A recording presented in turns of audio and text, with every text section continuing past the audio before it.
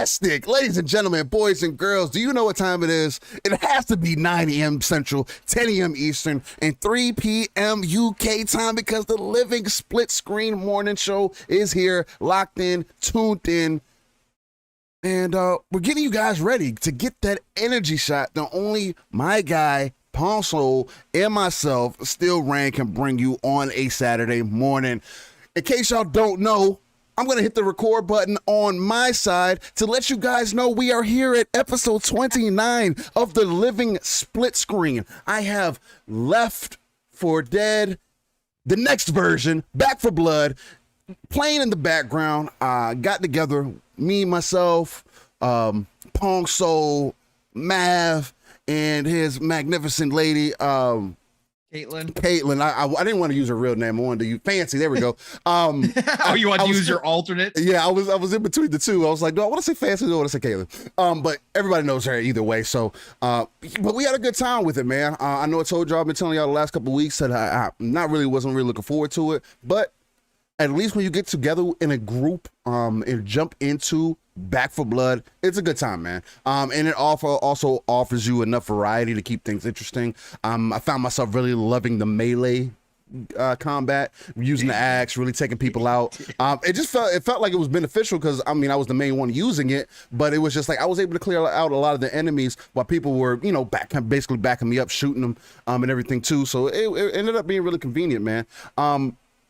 Wandering Judge is asking off top as we're getting into the intro, but is it live, raw, and uncut? You already know it's live, raw, and uncut. Where else can you find this type of energy, this type of passion, this type of enthusiasm on a Saturday, really at all in the podcasting space? I feel like it's rare, but that's neither here or there. Look, let's get back to the intro. Just wanted to make sure y'all knew what was playing in the background. Hopefully y'all enjoy that. This is my first time playing Back 4 Blood, so hopefully it's not too terrible. But we all had some good times. I think at one time we were all almost all dead. When one of us ended up clutching it one way or the other. So we were having some good times with that. Hopefully we can jump back into that at some point. Other than that, before I pass it off to my amazing host, Pong Steel, I might as well tell you guys a little bit about what's been going on with me this week, especially in the gaming space. So last week we let you guys know that Riftbreaker was coming out, and I have been fully invested in this title. I know they don't consider it as an RTS game. They say it's a tower defense survival RPG type game, but it definitely gives me the RTS vibes, except you have more control. The only difference is you're not building units to defend your base. And that's where the tower defense comes in, because you literally have to build towers to defend your base. Point blank period. If you're not there, then your base is fucked, for lack of a better term. But I've been having an amazing time with that. It's another one of those games. How I know I've been having a good time with it is when I start playing it, and then 4 hours later, I'm like, oh shit, 4 hours went by. So it's amazing when a game like that, especially that came with the Game Pass, because I don't know if I would have I know it's been out for a while on PC, I believe, if I'm not mistaken, but people have been telling me that in the background, but I do not believe if it would have ended up in Game Pass, I probably wouldn't have tried it, to be completely honest. So again, we're seeing that Game Pass effect. I know it doesn't work like that for everybody. Maybe you are able to play every game that comes out when it comes out, put 1,000 hours into it, and you're the man or the lady. That's what's up, man. That's not me. So when I get these chances to jump into these titles, because I am really bougie about my time that I do spend in these worlds, because like my guy Pong Steel would tell you, I like to fully envelop myself in these worlds, man. So and really flush them out and get the most out of them. So it's been a good time. But other than that, Pong, What have you been into this week? Have you been into any gaming this week, man? What's going on with you? How you feeling? Good morning, Mr. Steel. Hmm? It's a pleasure to be here, sir. I always love tuning into Living SplitScreen every Saturday morning. Oh, do you? Just glad to finally be a part of the show. That melodramatic voice is it's almost it might kill me at some point. I'm not gonna lie.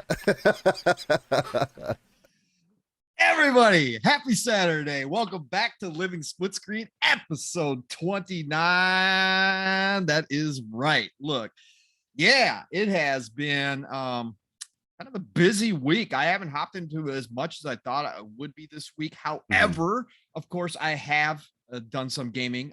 Like Steel said, Back for Blood. I played launch night with him, Mav and Caitlin, which was absolutely incredible. It was a good time. Hop back in with Mav, Caitlin, and 3-Bit for like an hour the other night. So haven't put as much time into Back for Blood as I wanted to this week. But it was a fantastic time. All the haters out there talking about Back for Blood. Listen, look, if you're just looking for a good time, I'm not talking that this is some kind of, masterpiece or anything like that. No, look, I'm not doing that. That's not what Turtle Rock was going for here. Turtle Rock made Left 4 Dead, the Left 4 Dead 3 that they always wanted to make. Yeah. Again, people forget constantly. I don't know if it's just because there's a younger generation out here now reviewing games, talking about games, or what the case is. People always forget. I even saw a whole IGN review on Back for Blood that failed to mention that Turtle Rock is the original team of Left 4 Dead. So guess what you're going to get more of? Left 4 Dead. That's what they wanted to do here. They stated that originally. Correct. They went to Valve and said, hey, we want to make another Left 4 Dead. Valve said, but we want your blessing to basically just copy the game and reskin it a little bit. Is that okay with you? And Valve said, yeah, you just can't use the name. Go right ahead. Do what you guys got to do. Love you. So do it.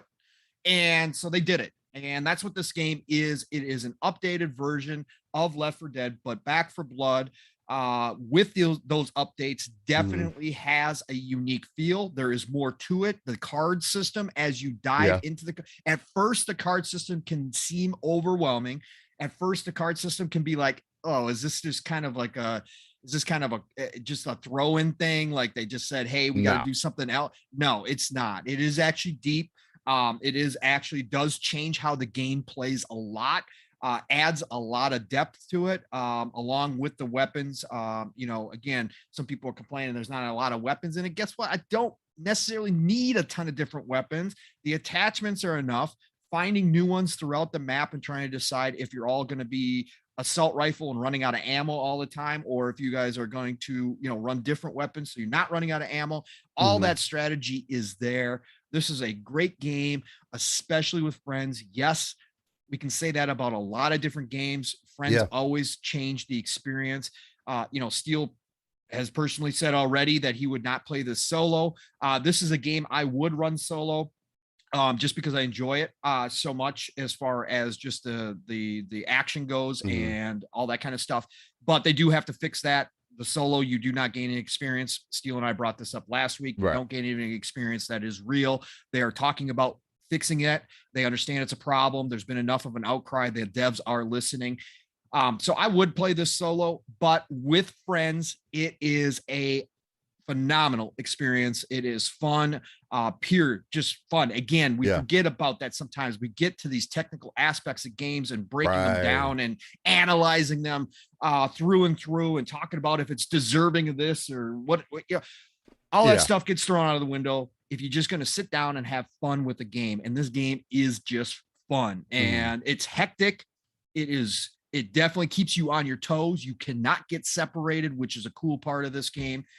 You get separated, you're going to get mobbed. You're going to get down. Punished, right? We found that out. Early. We're playing on recruit, I should say, the lowest level. And that's another problem. People are saying, oh, it's too hard. They got to adjust this. They can make little tweaks here and there, but that's part of the game. They want you to build your deck. They want you to figure things out. Right. Get it down. But yes, to play the higher levels, is going to take some massive teamwork to get through those higher levels, especially when you get up and I can't remember if it's the second to the highest or the highest. Starting, I think at the second highest, you start taking damage from friendly fire. So, oh wow, so you got to be careful. Yo, when the horde's coming with friendly fire on, I can't imagine, because you're gonna have to be spaced out properly, Yeah, like real military style, to make sure you ain't shooting people. So, absolutely loving the game. The game's fantastic. And then also, like, Steel hopped into Rift Breaker, which I have been waiting on. I promoted this game on the show. It's lived up to everything I thought it was. I haven't been able to put as much time in as Steel has, but yes, it is gorgeous. It is fun. It is if you guys decide to hop into Rift Breaker, please do give it a chance. It's on Game Pass, no risk. Just go try it out. Don't get scared about the RTS elements. They are light RTS elements. They are there, but like Steel said, you're not building units. You don't have to monitor all that stuff, but you do have to, build bases on certain positions in order to gather resources, all that good stuff. Right. Look, play the prologue. It'll run you through the basics. It'll get you up to speed. It's basically the demo that I played during the ID at Xbox program, where they released a bunch of the demos. Right. It's that same thing, but I jumped into the real. Now Steel just jumps right into the real one, because that's Steel don't give a shit. He's just going to jump in it. So for me, I played through the prologue and I was like, okay, this is the demo, and I got my, I got it down again, the control scheme and all that kind of stuff, and I was like, all right, I feel comfortable. I jumped into the real world. Look. Like, they prepare you, but it's a totally different world when you jump into the first big giant world that they give you, and all of a sudden you realize, oh, I don't get my laser anymore. Oh, I don't get my rocket launcher anymore. Oh, I've got to upgrade my base in order to start moving up. Okay. So great game.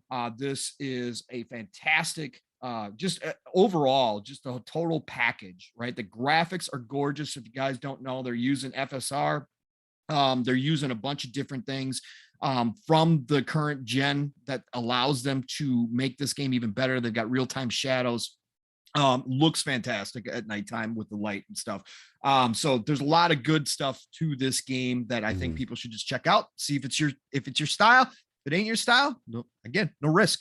Jump out if you got Game Pass. 100%. So, but really, really good game. And then Steel, as you know, I acquired, again, shockingly enough, some old games, people.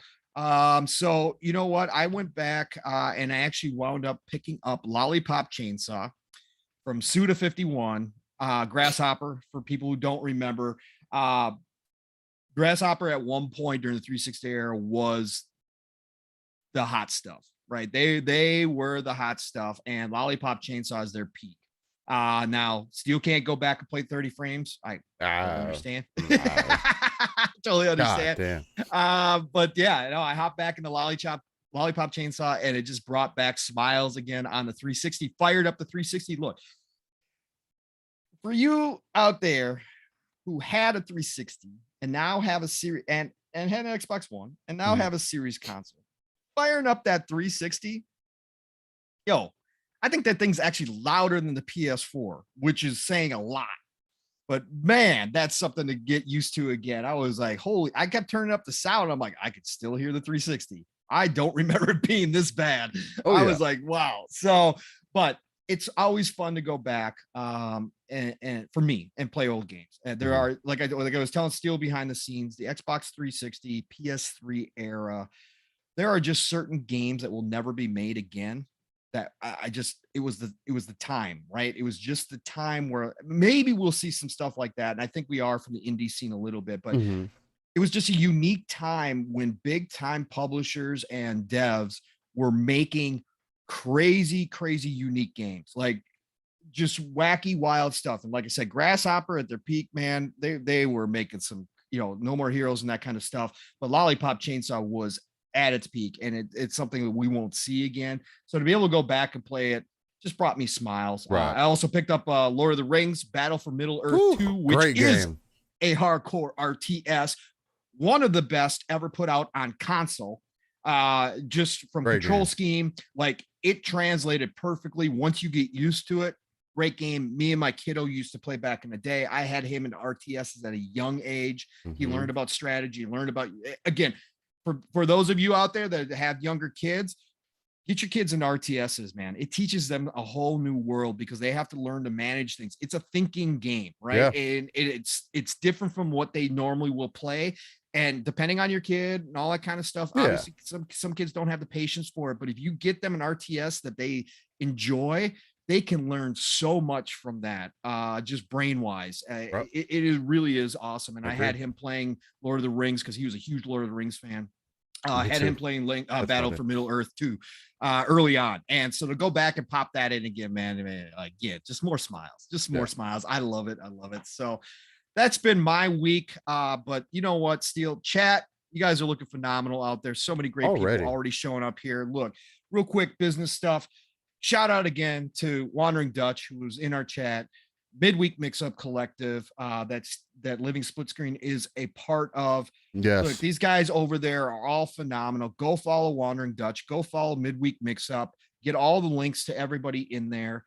Go follow all of them. Great people. And again, just as a reminder, Steel and I want people to be here because they want to be here. We want people that want to be subscribed to be subscribed. But send them this way. Because, Wandering Dutch is going to give away a series controller or a PlayStation 5 controller, custom made. And again, if you have not seen Wandering Dutch's work, pure art, go look at his Twitter feed. You will find his work on there. He does consoles, he does controllers, pure art, but he's giving one of those away as soon as we hit 400. I think we're at 335 or something. Something like that. Yeah. On the road to it. But again, Steel and I want people who want to be here, just spread the word, have people come check us out and tell them, hey, by the way, if you like what you're hearing over there, just subscribe because they're going to have a contest. And, that's what we want to get out there. But shout out to Midweek Mix-Up Collective, Wandering Dutch, the whole crew, just fantastic group of people. And I can't say enough about that. So that's a little bit of business side of stuff, but great Saturday morning here. So excited. Episode 29. Steel, we didn't have a big week of topics, but we did have a bunch of little stuff. We got a lot of interesting things to talk about today. Again, I know one of the main topics that I wanted to bring in today is emulation killing gaming. If y'all couldn't tell by the main title of the video, that is something that I would like to discuss because it's something that I feel like is important. We've seen a lot of that happen this week with Metroid Dread. That has come back up in the conversation. This whole emulation thing hasn't kind of gone away. It's been something that has always existed at least from as far as I can remember.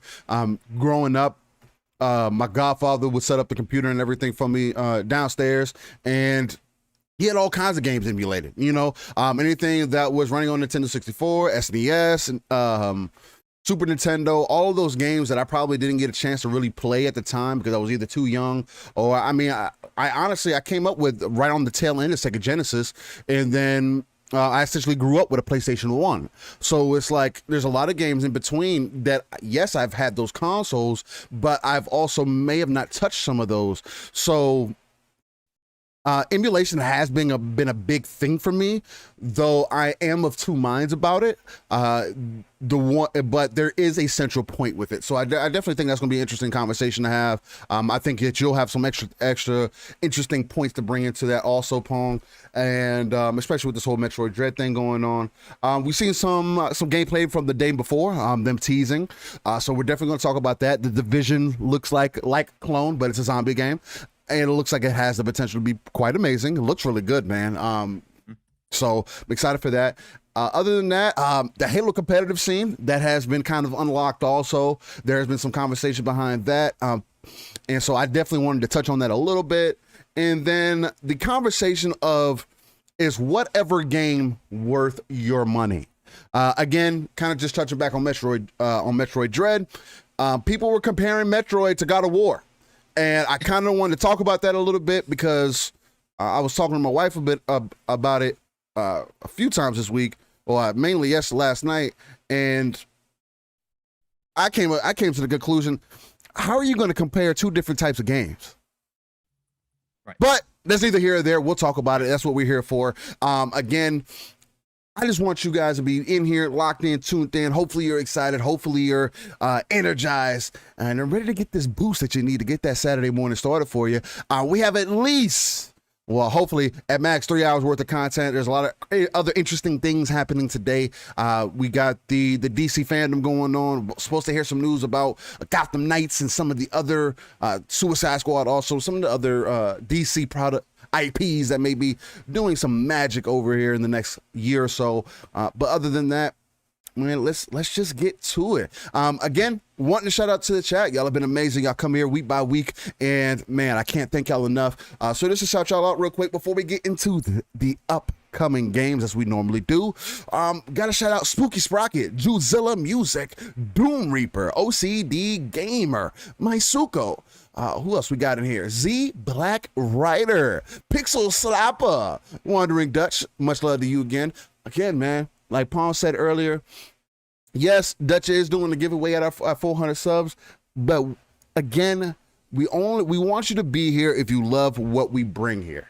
The energy, if the energy is right, if the vibes are right, if the content is right, if the overall vibe is right for you guys, that's what's going to matter the most. Don't just sub to be subbing. Can't prevent that for everybody, but as we get on that road to 1,000, man, more and more beautiful things will start happening. So other than that, shout out to the blue one, Black Card 1, Proven Pyro Mansa, Tony Grasso, what's going on?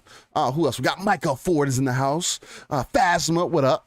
What's going on? Back from the dead, you already know my guy. Who else we got in here, man? Crazy Louie.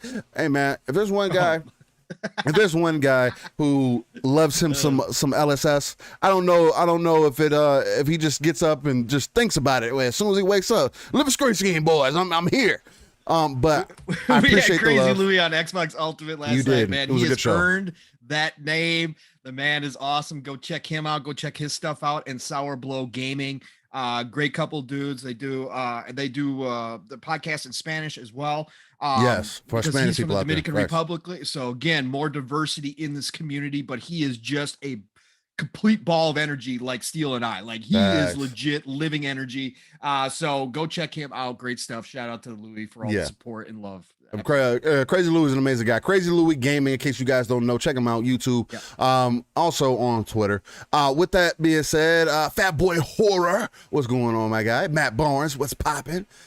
Brand new whip, just hopped in. No, but Dreadpool, what's going on? Juzilla Music. Believe I gave you that shout out already, but there's another one. Sick Slayer. What's going on, my guy? Mr. Kima. Casket Repair. Studos. What's going on? Outbreak Podcast. Good to see you in here, man. Y'all show love to us every week. We love to have you here. Matt Barnes. And anybody else, if you're still in here, locked in, tuned in, and listening to the Living SplitScreen in the morning, Rescue Squad Cope. What's going on? Dan the Man Cunningham. So you got him. I got to make sure I say that. Yeah, if you're in here, Dreadpool, what's going on? If you're in here, you're still locked in, let us know. Say, yo, what's up, LSS boys? We here. And with that being said, oh yeah, that's another one, the Nintendo expansion. It getting the price raise, and whether that's worth it or not. But we may or may not end up talking about that today, but we'll see. With that being said, let's get into the upcoming games, man. There's not that big of a list this time around, so we should be able to get into a lot of our topics pretty quickly this time around. But with that being said, let's get into it, man. Let's get into it. GameInformer.com.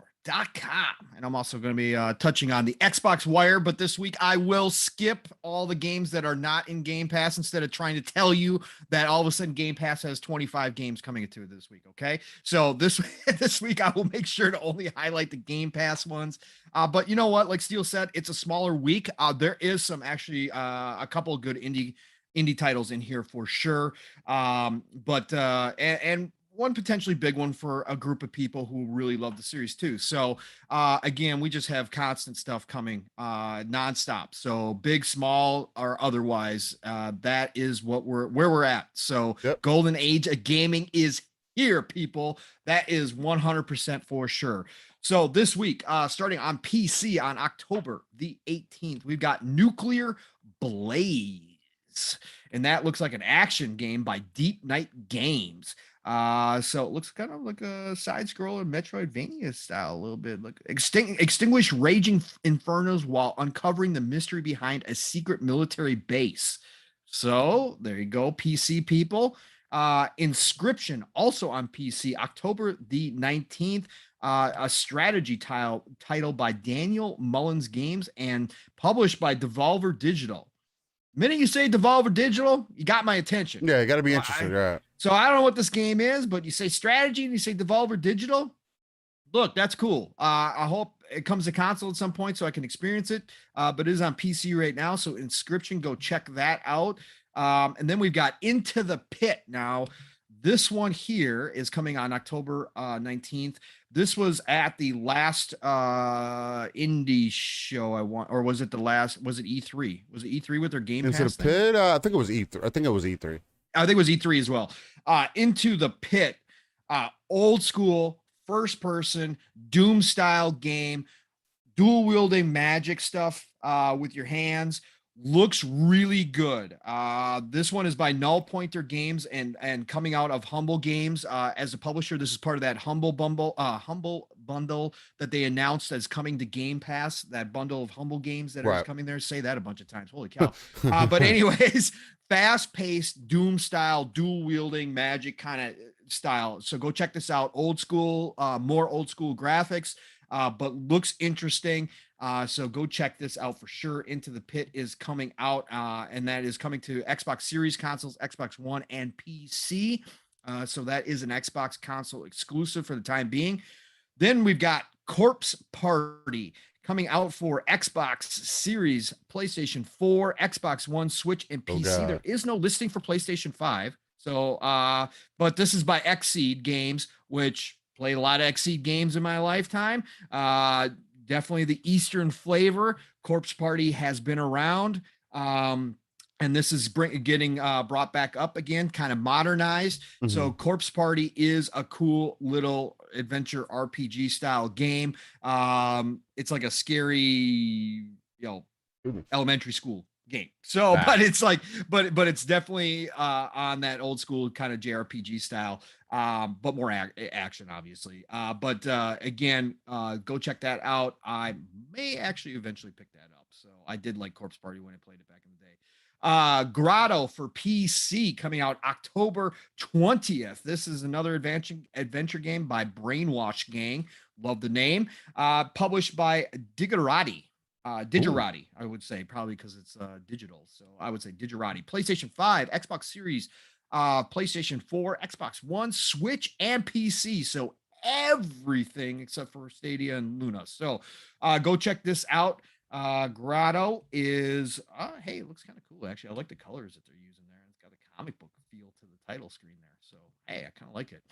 Go check out Grotto. I don't know why it listed only PC on the front page, but then it comes out. Okay, so PC, let me correct this. So Grotto, PC October 20th, and 2021. And then coming in 2022, it will be out on the other platforms. Right. So that's where that came in. Love how Game Informer sometimes does that. Anyways, Townscaper, iOS and Android. So all you cell gamers out there, you're getting Townscaper. Oscar Stahlberg. It sounds like a single developer. Stahlberg, yeah. Stahlberg. So simulation. Looks like a city builder. I would imagine. This came out on PC on June 30th. And it came out on June 30th, 2020, August 26th, 2021 on Switch. And now it's hitting mobile. So again, go take a look at that. Mm-hmm. I kind of like the color palette there. Always about that color palette. Looks good. And then this one here, actually, I've been waiting on Echo Generation for Xbox Series consoles, Xbox One, and PC. Again, another Xbox exclusive game. Played this demo as well during that ID at Xbox showcase when they launched all those demos along with Riftbreaker. This was another one that I did try. This is it's a role-playing game, RPG style, with the bit type graphics, kind of like the Tourist, the bit style graphics, very unique when it comes to that. Color palette pops off the TV. It's got a Stranger Days feel to it, almost a lot like it, actually. In fact, but a very cool game. So if you guys are looking for a smaller RPG to hop into, go check out Echo Generation. I definitely recommend it. I will be downloading this one for sure to play around with it. Definitely had some really cool stuff to it, and the story seemed cool. Again, graphics aren't going to be for everybody because it is that bit block style. But if you do want something new and just want to check it out, go download Echo Generation. And then on the 21st, this one here, this has a following. So the Dark Pictures anthology, narrative driven, psychological kind of moody horror. Right. I always hate to use horror because it's not like horror, but it is psychological. It's just a moody, but it's very narrative driven. But a lot of people love this. I know a lot of streamers love to stream the Dark Pictures anthology and have their watchers make decisions within the game. Cool games. Again, they do have their following. That the new one, House of Ashes, is coming out for PlayStation 5, Series Console, PlayStation 4, Xbox One, and PC on October 21st. So I know there's been some people waiting on this one. This story here, I did watch some videos on it. Looks like again, each story is unique. So you don't have to play any one of them to get the drift. They're each their own contained kind of experience. So that's the cool part. Developed by Supermassive Games. Published by one of my favorite publishers right now, Bandai Namco. So yeah, this one looks totally different. It's got a military flavor to it. Totally different story. So go check out the Dark Pictures anthology, House of Ashes, on October 21st. So that's our list of games for this week. Again, short, a couple decent ones in there. Now let's run through Xbox Wire real quick and find out which ones are going to be on Game Pass. Good. So Into the Pit is coming to Game Pass. Talked about it. That's that Doom style dual wielding hand one. So guess what? No risk. If you got Game Pass, no risk. Try it out. Fast paced retro first person shooter roguelite. So go try it out. Go see if you like it. Roguelites are all the rage right now. So go check that one out. Then what else we got? We got coming to Game Pass as well is Echo Generation, which I just talked about. Again, no risk. You've got Game Pass. Go download it. Check it out, try it. Again, I liked what I played out of the demo. Had some fun stuff for it. And I believe that is all this week for Game Pass. Those two are dropping in. Not that we haven't gotten enough games at this point. My God, man. My Game Pass selection is almost as big as my purchase selection. Yeah. That's how ridiculous it is. So yeah, some good stuff coming this week. Definitely look forward to a couple of those there. And but yeah, we got some good stuff. Nothing new for PlayStation now. And obviously Nintendo is Nintendo, and we can touch on that too. So, but yeah, making some different things. Making some different choices, some interesting choices. Let's put it that way, and how they're going to go about it. So, Steel, anything catching your eye? Anything at all out of that list? Or you set with everything you got right now? I mean, that spell game looks like it could be interesting. I mean, I am into that, but other than that, I'm kind of set, man. Like, I put so many games on the back burner because of certain shit. Like, I didn't expect to get roped into Riftbreaker, but now I'm like roped into it. So now I feel like I have to commit my time to that. Not only that, but then I still have Tales of Arise I need to go back to. I still need to finish out Hot Wheels. I need to finish that before Forza comes out. We get the early access. Hey, by the way, there's nothing confusing about Forza Ultimate Edition being part of Game Pass. I just want you guys to know that. Yeah. I don't get why people are so confused and are so upset about Forza coming to Game Pass. I don't get the confusion. You already know, Steel. You already know. Intellectual dishonesty. Man. Flat out. Creating something, making up a completely false lie, acting like you don't know how to read a dot chart after all these years, acting like you don't understand the concept, acting like you've never heard that Forza 4 was set up the exact same way. Oh, goodness. Exact same way. Acting like you don't know all of this just to create drama on Twitter, just to get all your little followers to jump in and be like, oh, wow, yeah, this is crazy. Phil Spencer's a liar. Oh, my God. You're all clowns. And I don't fucking understand. Not all of you are that stupid. So again, there's intellectual dishonesty going on here. Flat out lying just to create something. So I don't get it. I don't get it. Again, people are doing this whole thing where we're trying to make Game Pass seem like the most negative thing in the world.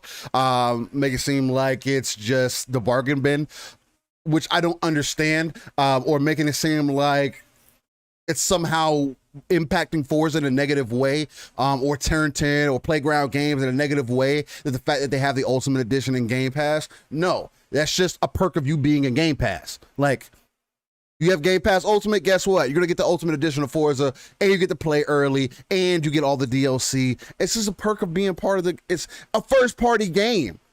So anybody complaining about it, you're a clown. I don't get it. Again, you can say whatever you want, but at the end of the day, that's why this whole competitive thing is going on now. That's why people are so upset about this, because Gran Turismo, you're going to have to pay for. Unfortunately, all the DLC, all the stuff that's in it, no matter how good or bad it is, you're going to have to pay $70 for that game. Don't be mad at the competition, or that's been doing the racing genre better than you are, especially in the simulation scene, and their off game, which is Horizon, which, I mean, and no like disrespect to Turn 10 or Playground Games and anything that they do, but Forza Motorsport is the main line in the series. Horizon is a spinoff. The fact that Horizon can compete with Gran Turismo is a problem. What makes you think it can compete with Motorsport? Not. At the end of the day, at the end of the day, Game Pass does nothing but help, especially with Xbox's first party. That's what it was for. That's how it was designed. Again, it's nothing but a benefit to the players, to the ecosystem, to the people who are wanting to enjoy it. Look, I don't have to spend any money for Forza, except for my monthly fee. You're not going to get any car Steel. They're just going to release the base game. You're going to hop into it. You're going to have one car. That's all they're gonna do. Yeah, I'm gonna have 10 cars, and that's it. No, man, it's not how Forza works. It's not how Forza has ever worked.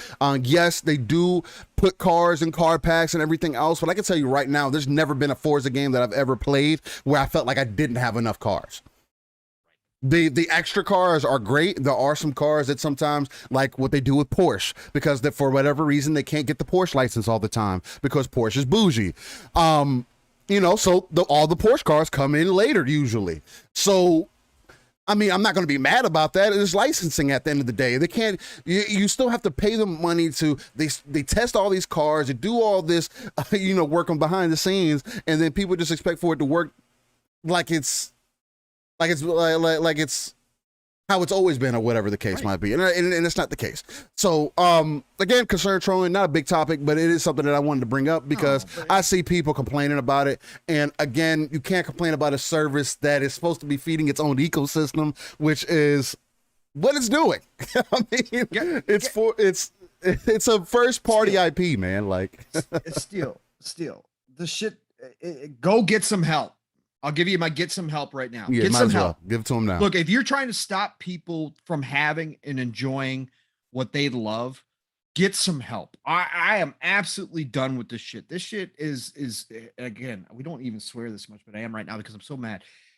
This stuff's got to stop. This stuff has to stop. You can sit there and laugh all you want and say it's just jokes. No, it's not. You guys are being dead serious. When you go out here and lie, that's called propaganda. Okay. You are flat out lying because it's not your favorite piece of plastic, because you never have any intentions of owning an Xbox. And again, this goes for the other side too, but we're specifically talking about the Forza thing too. We've got extremists on the Xbox side as well. Yeah. But again, the point being is if you go out here and you can say it's just jokes all the time, but when you're doing it, that's for the DMs. That's for the behind the scenes stuff, right? That's for you and your bros to and everybody else to gather around and laugh and make jokes behind. If you're doing this in public and you're specifically spreading disinformation, right? That means that you are console warring. That means you are specifically trying to stop people from enjoying something because you don't like the other side for some reason, whether that's you don't like Game Pass.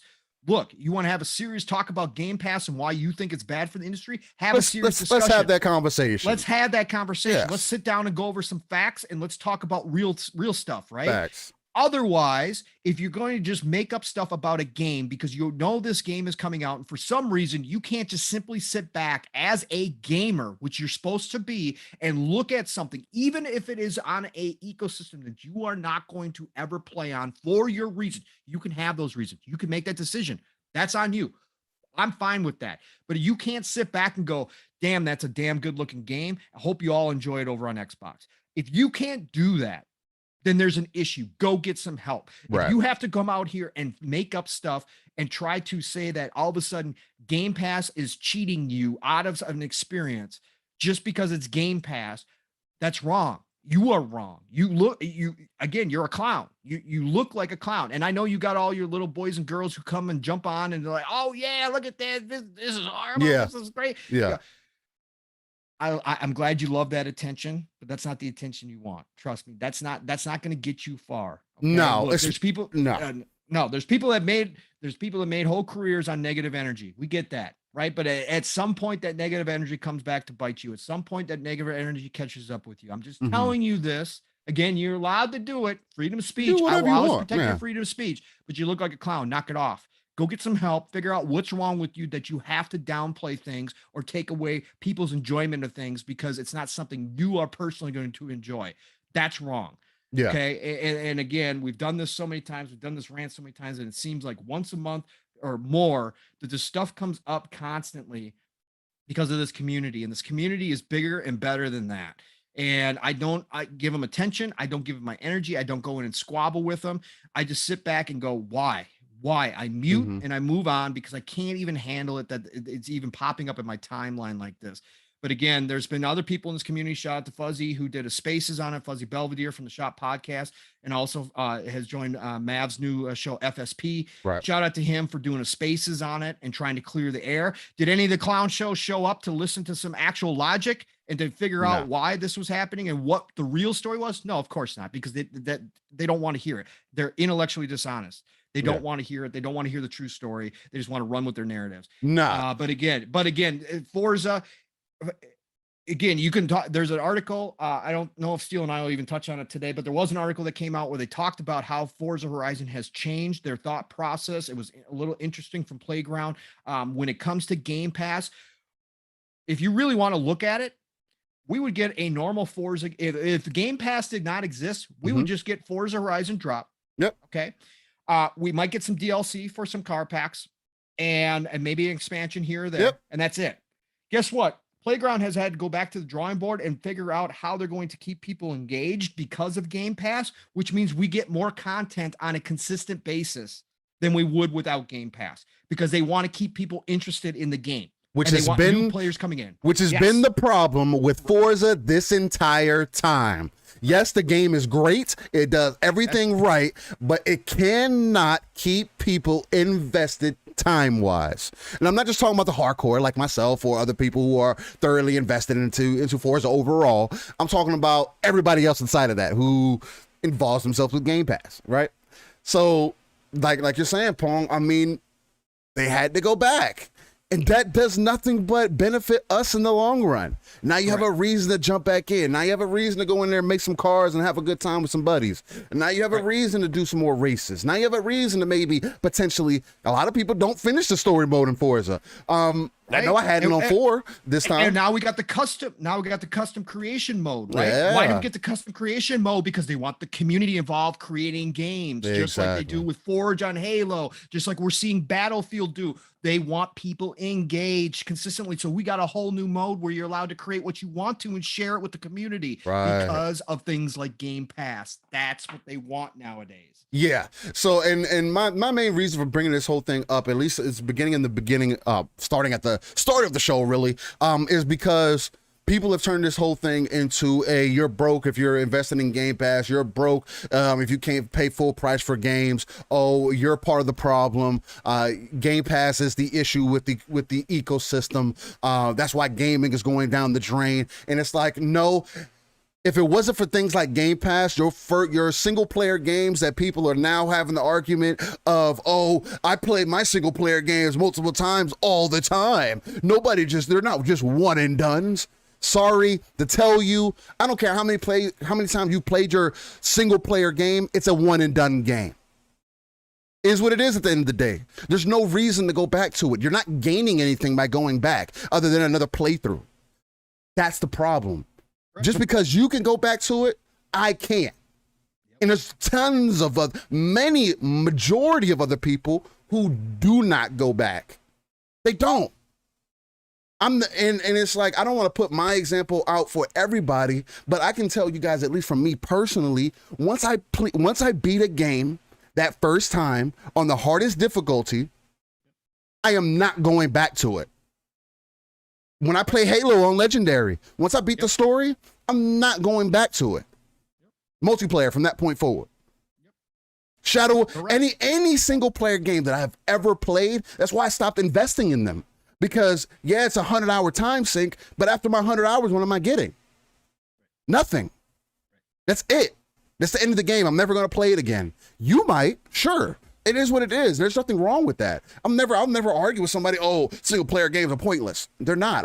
I've had some good times, especially since I've been able to reach in my bag, play some games that I've been able to skip over, jump into some IPs that I just didn't have a chance to play before. Mass Effect is one of the biggest examples. I skipped Mass Effect because I was a heavy multiplayer gamer. I didn't see the point of jumping into Mass Effect at the time. But man, is Mass Effect one of the greatest games that I've ever played in my life. You know what I'm saying? The entire series. And I probably wouldn't felt that way if I would have played it at the time. I was able to play it now in its full, in its entirety. I still have the videos. I still have plenty of clips and everything from it. Like, I had an amazing time with that game that I wouldn't have had otherwise. And guess what? Just because you can go back to Mass Effect and play it, I'm never going to go back to that game now. Yeah. But that game has such a heavy impact on how I look at other games now, moving forward, that I don't have to go back to be reminded. I know what happened in that game. We can have a whole spoiler cast about it right now. You know what I mean? So it's just like, that's the difference, right? And I don't get it's not even for me to get, right? Again, like Pong said, people have freedom of speech. People can talk about whatever they want to talk about. That's cool. But at the end of the day, people, you're trying to say that, oh, I'm just being funny. No, you're not. Comedians are funny. Dave Chappelle, regardless of how you feel about that man, or what about his comedy special that he recently did, that shit was funny as fuck. Oh, yeah. Just to be completely honest with you. It was. Now, people being too, and like, this is the whole thing. Comedians can't even be funny anymore. So what makes you think that you're funny? Right. You're not. You're corny. It is what it is. If you don't want to see that, then whatever. But fighting over video games. You're exactly. I don't. Why are we fighting over video games? Why are we like threatening each other over video games? I don't get that. Like, you legitimately hate somebody else because they don't feel the same way you do. Right. In video games, the one genre the one form of entertainment that's supposed to be the most opening, right? The most welcoming, the most enjoyable, right? You're the most interactive. And now you want to fight me for it. You wake up with the thought on your head, what can I post today to ruin somebody's day? What can I post today to bring negativity to people who want to play video games on a console I don't like? Think about that. What can I do today to make people feel bad about playing and having fun on a console? No, let me take it a step further for you, Pong, because this is the part that really bothers me. And again, sorry to take it down this hole in the beginning of the show, but it needs to be talked about. Big Bad Mo, what's going on, man? Digital Tiger, what's going on? There's a few people shouting out a few people. Really quickly, as I get my gas out. Excuse me, got a lot of burps in there. Got a lot of burps in there. Speaking of noof, we got to make sure we involve gas, but no. But no, it's like the biggest reason I bring this whole thing up. Nick says if Chappelle gets canceled, civilization is officially done. That ain't happening. I don't think. I really hope he does. And he's not accepting it. He's not accepting it either, though. He loves being canceled. Yeah, he loves it. He loves it. But anyway, the biggest reason of me bringing this up is just like the people who are gatekeeping our community. I don't get what makes you think that you can gatekeep anything. Just because you have gamer score, just because you have trophies, just because of whatever. Again, I don't know how many times I have to come back and, let our community know. People come from different places and different thought process all around the world. That's why religion is still one of the biggest things that us as humans can't agree on, right? And there's so many different forms of it. That's one example. And there's another hole that I'm not trying to go down. But why gatekeep over achievements, trophies? I understand, again, we've talked about this before, the fakes in the community, people who fronting and act like they know stuff when they don't know anything. That's understandable.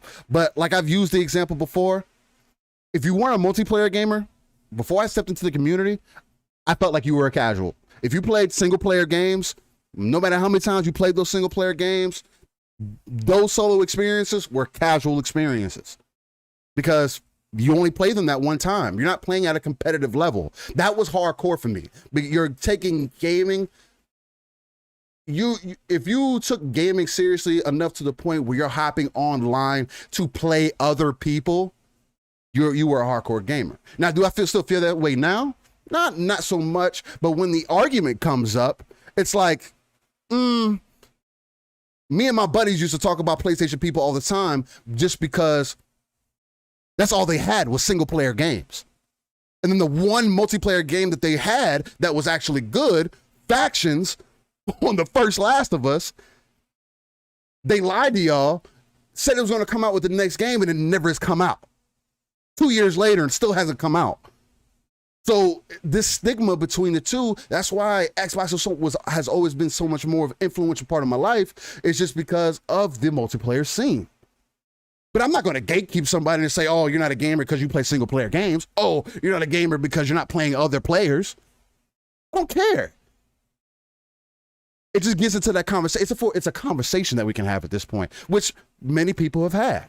I've seen many people in the community. I've had plenty of conversations with people within the community. Me and Pong have had the conversation between that, and it's kind of, changed my perspective on it quite a bit. It's like, hey, I mean, like I've said here, at the end of the day, I now feel like we're just enthusiasts at this point. Because essentially, if you're a car dude, again, I've used this example. You're a car dude, to say I'm a hardcore car guy. No, nobody says that. If you went to your buddy and was like, yo, are you a hardcore car guy? I'm going to look at you and laugh at you like, what the fuck are you talking about? This is porn? No, man, you're an enthusiast. You love cars. You're into it. You like breaking down the motor. You like talking about that stuff. That's what it's about. Gaming is the same thing. You're not like I started making the joke, no, maybe I'm a softcore gamer. Because I'm in between hardcore and I'm kind of in between casual. I can't spend as much time as I used to, so maybe that's it. But it's like, even that sounds stupid. I'm an enthusiast.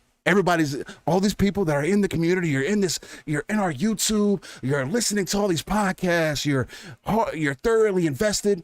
You are an enthusiast.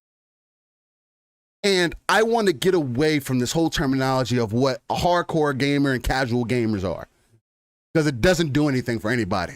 It's like, again, shout out to the homie Dark1985. At some point, I feel like I need to have a conversation with that man.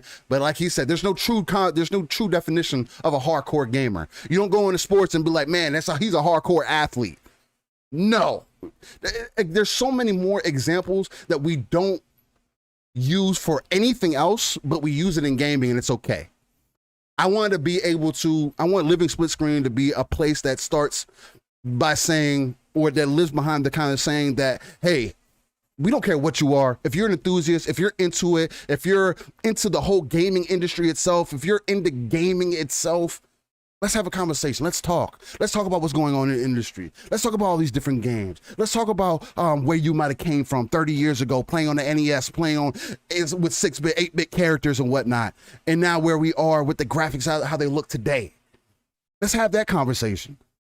Instead of gatekeeping who is a real gamer, who's not a real gamer. Let me look at your gamer score and determine whether you're real or not. There's been plenty of people who I have met that have less gamer score than I did, had less achievements than I did, and were better gamers than I were. They also played at a competitive level. Like, go to tournaments. They play one game. They play, for example, Gears, Halo, Call of Duty. People spend thousands of hours within these games playing at a high level, and that's all they play. Am I going to say that they're some casual gamer now?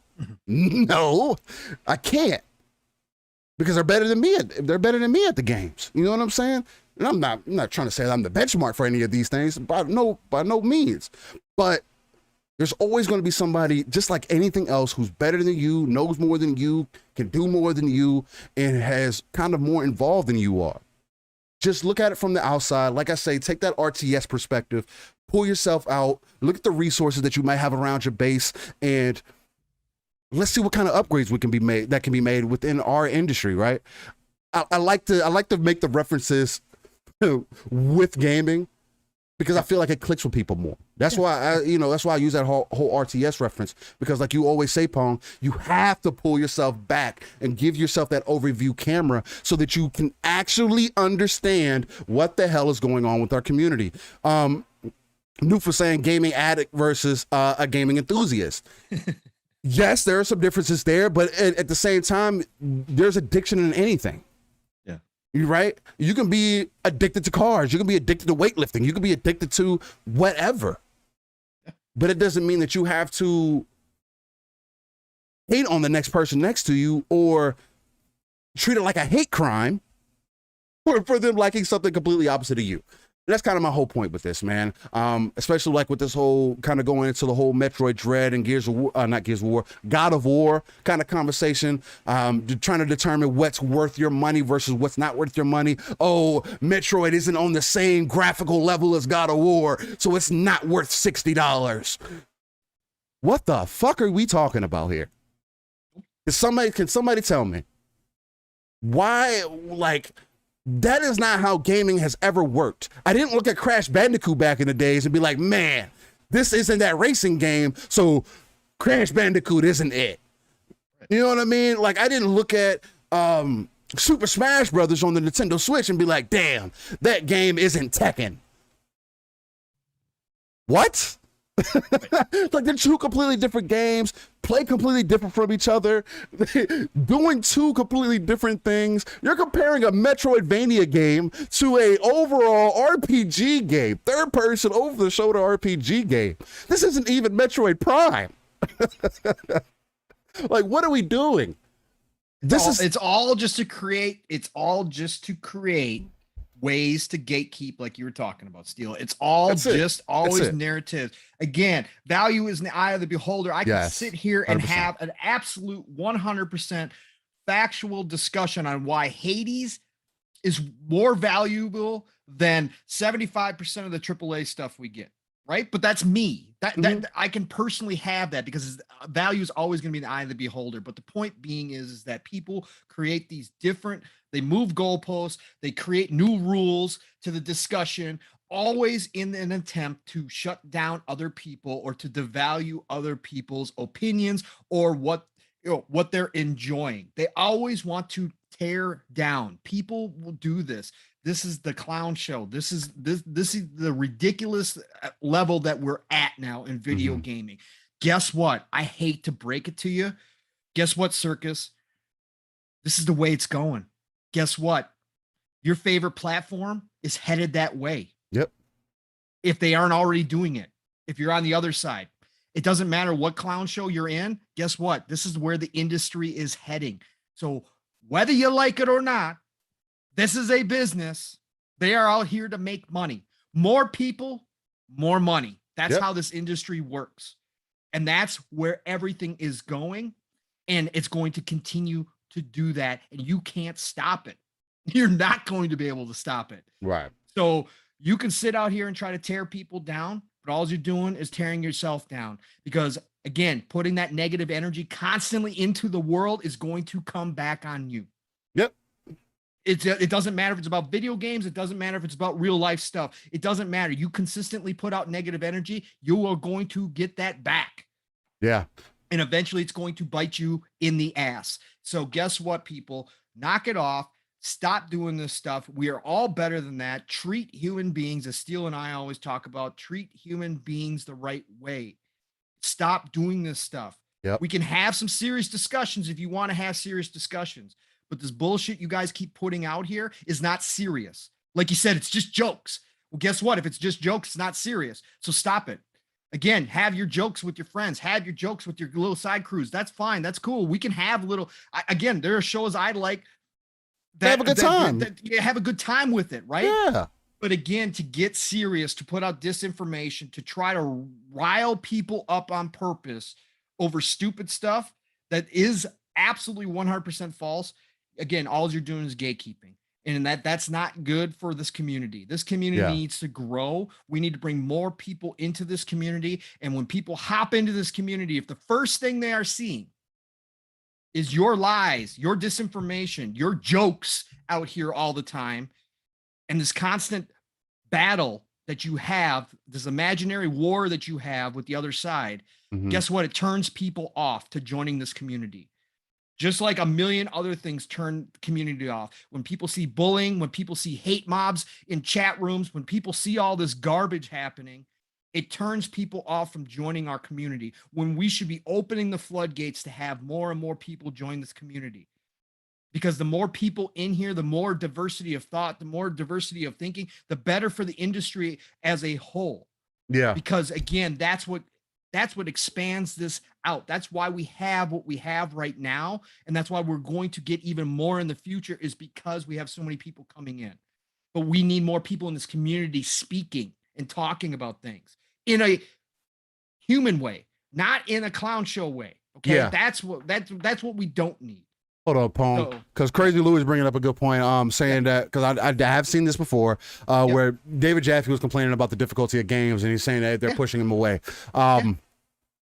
Honestly, Louis, I don't understand that point. I can't agree with David. I can't agree with him on that, because if I played Ken on hard. I can understand why somebody would say that it's difficult. I played on the hardest difficulty other than Master. I think Master was the hardest, but you got to replay through the game if you're going to play it on Master. Again, I'm not that guy. I beat on the hardest difficulty. I'm done with Kenna. I had a good time with it. But I can understand if you're playing on a hard, why you could say, oh, it's a little bit of a difficult game. A little bit. Even then, it's not the most difficult game. For people that said this game is really simple, easy, it's a kiddie game, there's a lot of people complaining about the difficulty in it. There's also an easy. There's also a normal. You're not playing that game on easy, complaining about the difficulty. Just to be frank with you. Now, accessibility options, maybe that's one thing. But just saying that the game is too difficult and that's what's pushing gamers away. Do you not remember the games that we came from 20 years ago? Those games were punishing too. Like, they actually prided themselves in being punishing. You know what I mean? So it's like that conversation doesn't sit right for me. So no, Louis, I can't agree with that. I can't. No, Ninja Gaiden or Contra, any of that stuff. Like, I see what you're saying. I see what you're saying, Louis. Any of those games, like, this has been a thing. And it's just games that are set up that way. There's also reason why there's different difficulty levels. Just because you don't want to play on easy because you have this whole thing in your head because you don't want to make the game too easy, but then complain about the difficulty, that doesn't add up for me. No, and there's enough content out there for everybody. Now, with Kena, I will say that I haven't played it. I've only listened to people's experience. I've listened to yours, and I've watched people play it. It is, how do I want to put this? It comes off as a family-friendly game. So I don't know why you wouldn't want to have it accessible to families, right? To kids. It is, though. Okay, and that's what I don't understand, why Jaffe's saying what he's saying, though, because I've heard other people say that it is more difficult, like the bosses are more difficult. Do you think your youngest could play it, Steel? My youngest, no. It is not a game for my youngest, to give you up some perspective. My youngest is 6. Right. She's not going to play Kana. No, right. Kana is definitely for like your 10 and up crew. Squad, you know what I'm saying? For that age, especially if you play at least easy. If you're playing, if you start off on easy, then yeah. Now, if you're playing on normal or hard, you might have some troubles with it. Difficulties, maybe. Yeah. So I don't get Jaffe's point because again, there's enough content out there for everybody. So if a game does not appeal to you because of its difficulty level, oh well. Again, Souls games, I'm number one. Like, could I eventually get good enough to play Souls games? Yeah, maybe. I still think I have it. I mean, again, we all know as we get older, there are some some skills that do decline even in video gaming. It is a fact of life. However, do I believe I could put the time to get good at Souls games? Yeah, I could. Yeah, Do I want to co-op put play. the time in? No, I don't. So, but again, I don't have a problem with it. I enjoy watching other people play them. But I don't sit here and down Souls games just because they're too hard for me or because I don't want to put the time into No, it's not for you then. It is what it is. Right. I got plenty of other stuff to go play. So I'm not worried about it. Now, if every single game came out and was a Souls game, would I eventually speak up and be like, hey, can I get a game? Yeah, I would. I mean, yeah. But that's not even close to the reality of the situation. So again, Jaffe's complaints do kind of fall flat with me because again, the man has been in the industry and I like Jaffe personally because I think he doesn't pull punches. He speaks his mind the way God it of is. War isn't the easiest game either. No. I'm talking about the original three, the original God of War. trilogies. Hell no. They weren't easy. No, but it's up to the devs. Again, I always say the devs are free to make any game that they want to, how they want to. Right. And again, we can have discussions about accessibility and whether or not they should be included. Again, it's up to the dev. It's about time. It's about resources, it's about all that stuff. They got to make the game how they want to make it and not worry about the audience. Because again, that's with anything, movies, music, writing, books. It doesn't matter. Whatever you do, if you write for other people or if you make games for other people, generally speaking, it's not going to be great. Okay, it's not going to, you have to make what you want to make, what your vision is. Exactly. Now, can you add things in to help people? Yeah, exactly. Accessibility options. But your main vision has to be what you want it to be. And if that means that your game is going to be hard, guess what? It's going to be hard. And like I said, Jaffe for being an older gamer as he is and somebody who's been in this industry. The NES games as a kid, Ninja Gaiden was hell. You couldn't save your games back in the day. You could save your game. You had to leave your NES on and hope that it didn't turn off or hope that the game didn't freeze to come back to it if you wanted to have a chance at finishing some of those games, right? Yeah. That's the way it was. So for him to come out and say this, I'm like, yeah, come on, man. You've been playing games for long enough, dude. They've been hard for a very long time. We're just starting to get back to that difficulty level now. Like the Souls games are bringing back the difficulty level and you can save in Souls games, right? Yeah. So that's like the evolution of gaming, but there's enough content out there for everybody to enjoy something, right? And just because maybe it's a game that you go, God, I really want to play this, but it's so dang hard. I'm frustrated with it. I can't do this. Look, that's just the way it is, man. That's how it is. It's games, man. I mean, that's why there is a wide variance in the types of games that are coming out, the types of games that are out. Again, biggest thing for me is let these devs make their game and make their vision. We have to stop telling these devs what kind of game they need to make. If it's not a service-based game, let them make whatever game that they make. And if you're into it, you're into it. If you're not, you're not. And guess what? The only person that's going to get hurt is them at the end of the day. If you don't play their game, it is what it is. Obviously, there's not enough people complaining about the Souls game for FromSoft to go back into their, their meetings and be like, hey, guys, we need to look at making a way to make this game a lot easier. We're not selling any copies. No, they're still selling tons of copies. People are investing tons of time into these games. There are people that I have met that said they would never play a Souls game. They jump into it co-op, and then they've played every other Souls game after that. Now they're fully invested. Now they're like, oh man, damn, I never thought I would be this good at this game. Oh, I took the time out to learn it, and I'm actually not that bad. It's not as difficult as I thought it was. Oh, now I'm flying through it. I leveled up my character. Oh, I like the RPG elements it has in here. This is cool. It's not for everybody, but it's not meant to be for everybody. And that's okay. And that goes to the bigger thing we were just talking about. Look, for all you people out there who want to talk about the negative side of Game Pass, to talk about the negative side of hard games, whatever it is, whatever you're trying to tear down, look, you got to understand, take a step back, look at the big picture. This is a business. Guess what will happen? If Game Pass sucks, if Game Pass isn't the future, it will fail and the industry will move on. Yep. Okay, that's how this is going to work. If Souls games aren't popular, if people don't like roguelites, if people just hate it because they get so hard that people start dropping off, guess what? They will fail and the industry will move on and readjust. Yep. That's how this works. That's how this Always. again, always. It's a business. It's a business. And without the customers, if the customers speak with their wallets, if the customers dip out and say, nope, I'm done, I'm out. If enough of that happens, the industry will just move on and readjust again. That's what will happen. That's why all this fear mongering about, all we're going to get, we have too many casuals coming in. Everybody's just going after the mobile money. We're all going to get mobile games, blah, blah, blah, blah, blah. Guess what? If that were to happen, and the core fan base said, I'm out, I'm not getting the core experience anymore, I don't like this, guess what? The industry will move on. It will drop out. It will readjust.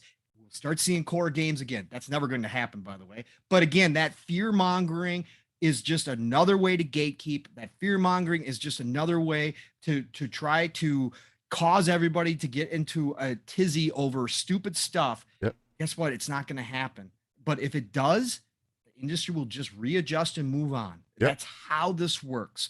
So you know what? Enough's enough. Again, stop with all this BS. It's just not worth it. Again, we can have some serious discussions. We can have some serious talks, but this straight up just emotional talks, these emotional talks without facts is what causes problems. And we can all do it. Steele and I've had plenty of rants that have been emotional about different topics on here. And there's a time and a place for that. But if you want to have a serious discussion, we can do that. But again, just going off on these emotional rants that aren't based in any type of factual information, that's when you lose. That's when you lose out and you lose people and people tune out because it's just not, again, you can have your opinion, you can have your emotions, you can have all of that. But when you're trying to speak out about an industry as a whole, or you're trying to speak out about a group of people as a whole, that's when you lose it. That's when you lose the whole narrative. So 100%.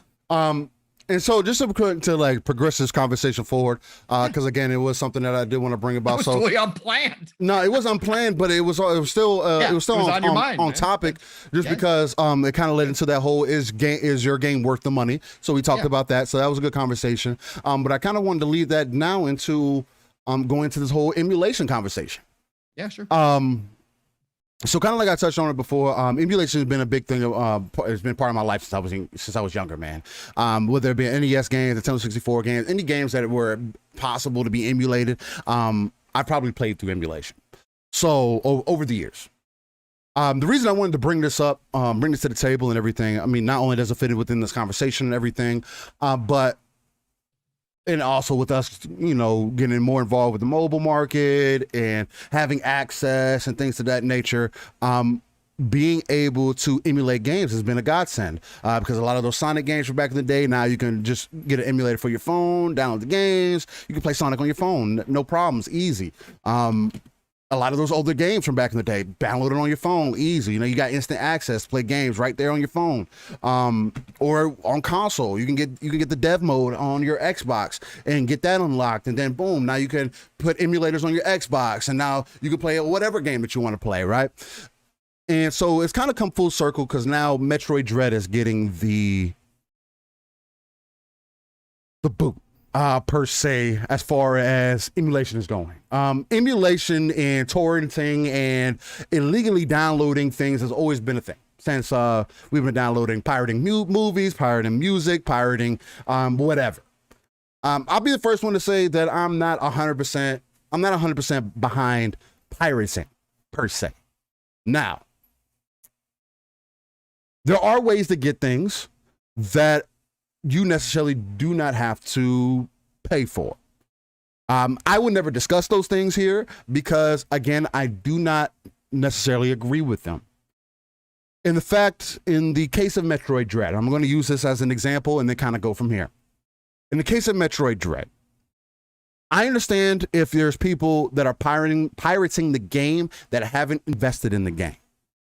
I completely understand that. You have no right to be pirating or emulating a game that you did not purchase once, ever in your life. It's not right. It doesn't support the devs. It doesn't do anything for the people. It doesn't help get the next iteration of the game out. None of that. Now, when it comes to the opposite end of the spectrum, though, and this is why I say I'm of two minds of it. If you have invested in the title, like many of us have, with those older NES games, older Nintendo 64 games, all these games that we continue to emulate to this day. That a lot of people either don't have the access for, or maybe they just don't want to pull it. You don't want to pull out that old ass console and dig it through the garage and dig out all these things so you can have everything spread out in your living room, and then you got to put shit up later. Nah, I mean, it's more convenient to have one thing. You just pull up the game, boom, it's there. I believe as long as you have invested in a title, as long as you put the money forth.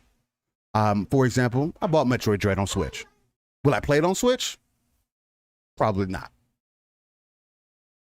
I am playing it on PC because it's more accessible. My kids play on the Switch more so than I do. But guess what? I bought that game. My daughter's never going to play that game. She's not. Neither one of them. They'll never play it. So if I'm not going to play it on the Switch, guess where I'm going to play it at? On my PC, where I can record gameplay, where I can get, where I can also allow other people to see it in the best quality that I can get it, right? So that's why I say I'm of two minds of it. Do I agree with pirating? No, but I do believe as long as you have invested in a title, put your money down, that no matter how you end up playing the title after that, you've already paid your copyright fee. Because nowadays, that's all we're paying for is a license to play the game. Your games aren't yours. Whether you get them on disc or whether you get them on digital, they're not yours. End of the day, that's how gaming works now. All you're doing is paying for a license. When you pop that disc into your console now, all it's doing is reading the license on the disc. Other than that, it's pulling the game from a digital server. It is what it is. That's why I say I'm of two minds about it, and that's the way that I've always looked at emulation. If I've invested into these games previously, I don't see a problem with emulating the game because you've already put your money down. You put your money where your mouth is, right? That's how that saying goes. Oh, put your money where your mouth is. Oh, you never bought the game and you're just playing it for free. If you're doing it the way that I think would be the best way, I don't see a problem with it. Emulation is one of those things I don't think is ever going to go away. So the Sly Crow was saying, is this going into the Kotaku article? No, it's not getting into the article because what Kotaku did is essentially, they said it was okay. That it didn't matter, that it's okay, Nintendo should be doing better, or whatever the case might be. I completely disregarded Kotaku. I've actually blocked Kotaku. I do not want to see another one of their articles because apparently they just can't do good. They don't have any good news work to be done over there, or they don't have proper people to write articles. I don't know, because they could be doing a lot better than what they are. For somebody that's getting paid to do this, you could be doing a lot better than what you are. But pirating Switch games is not okay. I don't care how behind the times you feel like Nintendo might be. Again, if you have not invested in the game, you should not be emulating these games. Now, is that perfect all the time, especially with these older games? No, it is what it is. It's kind of where we're standing. I don't think emulation's a bad thing.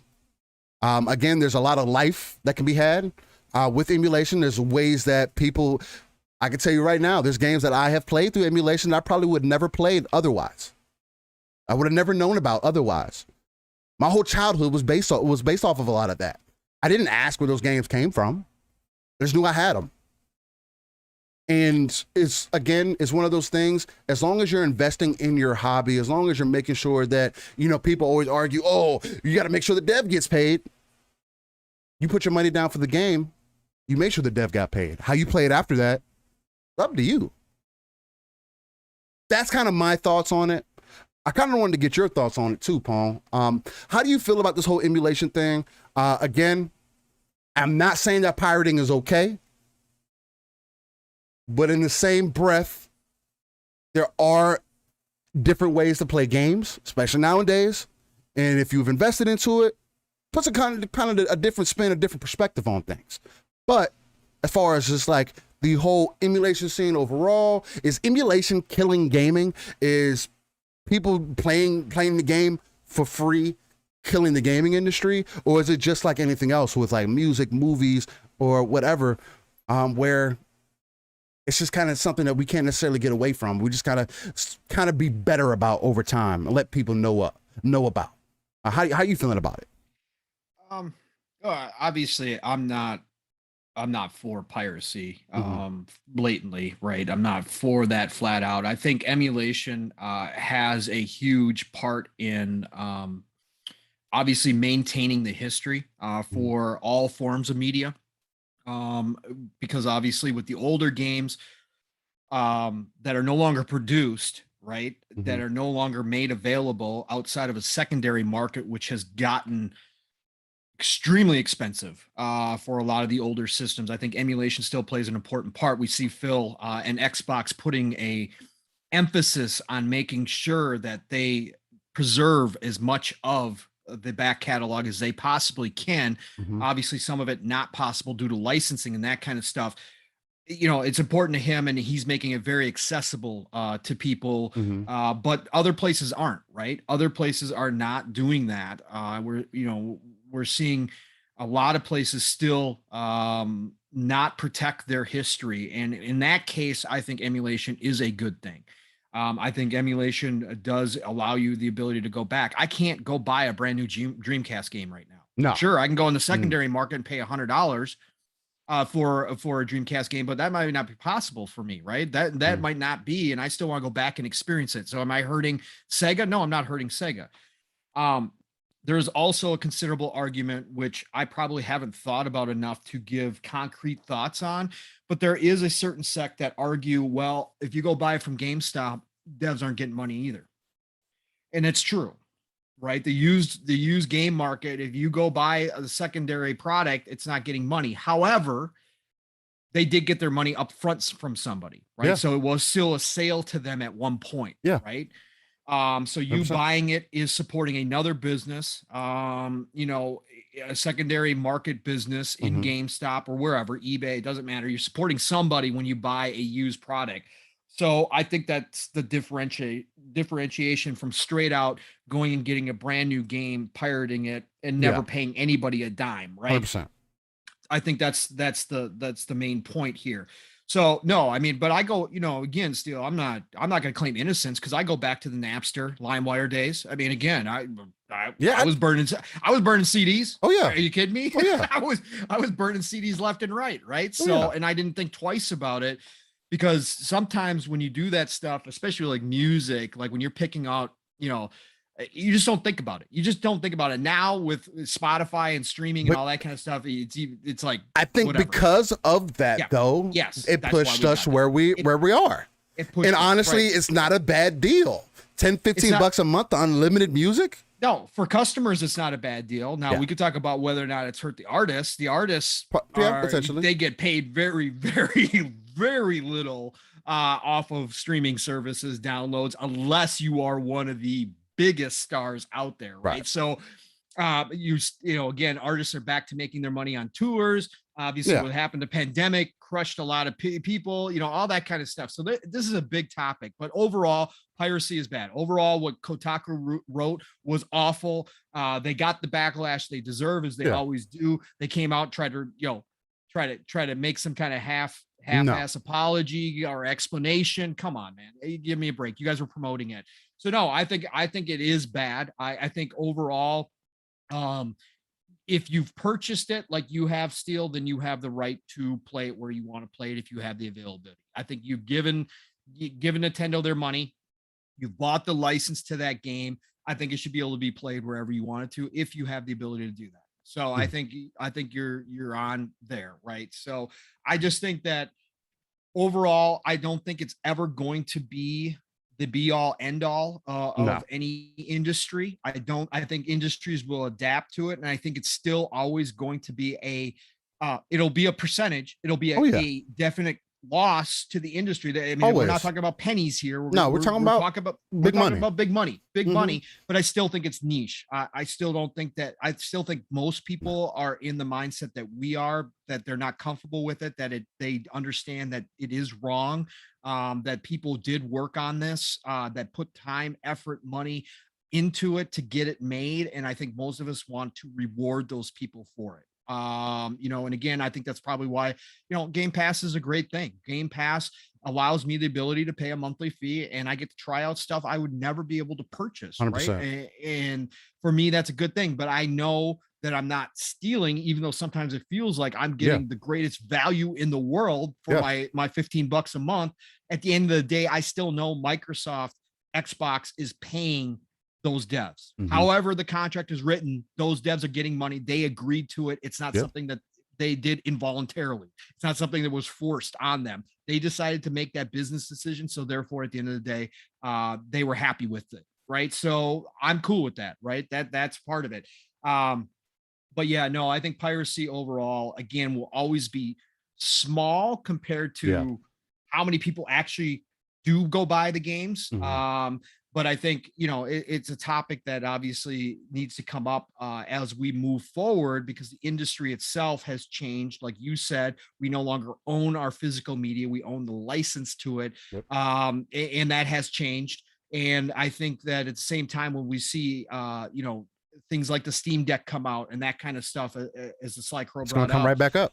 It's going to come right back up again, because on the PC side, this has always been an issue for them, right? This has been an issue since basically PC started, right? I mean, people found ways to get their stuff, right? And it's become a big deal, but it has not killed off the PC market. In fact, the PC market is only growing. so it hasn't killed them off. Has it hurt specific devs? Yeah, I believe it probably has hurt specific devs. And we got to have that discussion. But at the end of the day, piracy is bad. I think if you do purchase it, you own that license. I think you should be able to play it if it's available elsewhere, if that's what you want to do. I don't think that you're in the wrong for that at all. So, because you have given your money. So period. And again, I feel like that's the most important piece. Again, as long as you're investing in it, it's one thing if you're just doing like, hey, I'm gonna just play for. Like I've heard people say, oh, I'm not investing in that trash. It's Nintendo. Well, you're part of the problem. Sorry, it is what it is. I mean, you do what you want to do. I'm not taking that away from you. You have access to it. It's on the internet. Whatever's on the internet is free to you. But understand there are consequences for that if you don't know how to cover up your tracks. It is what it is. And just know that you can't talk about it if you're going to be part of the problem. Right.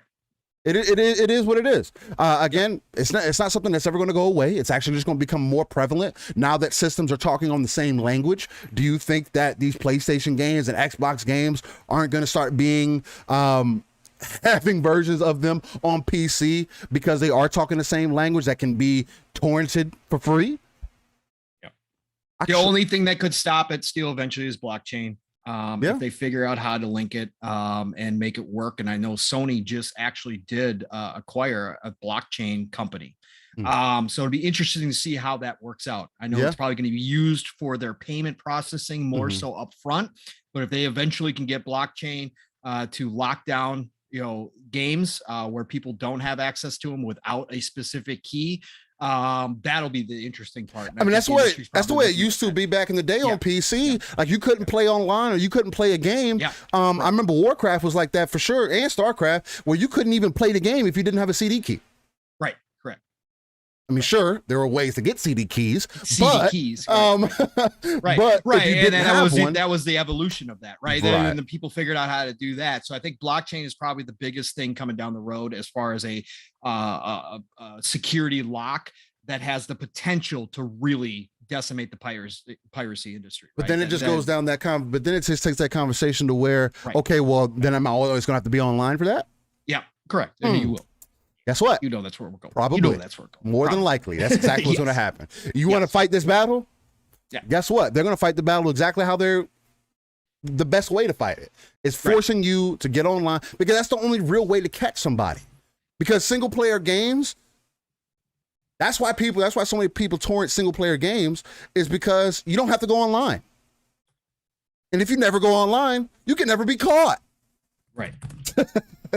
Because what server is it talking to? None. Right. So exactly. That's kind of where that process is at. So Yeah, man. That's just my thoughts on the whole process. Again, is emulation killing gaming? I don't think so. Again, and this is something that has always been around. Piracy is always something that's going to be around. People are always going to find a way around to get something wherever they want. The PC is more prevalent than it's ever been, and it's only going to become greater than that. People are working on a PS4 emulator right now. I can tell you that for sure.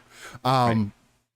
Again, so it's like, it's not something that we can get around, man. It's something that you just grow with, adapt to, and just point out the right from the wrong, man. Again, you know whether you've invested into something or not. And if you haven't, then hey, man, you're part of the problem. Yep. But if you have, like you said, Pong, that's why the way I feel about it, I've invested in it.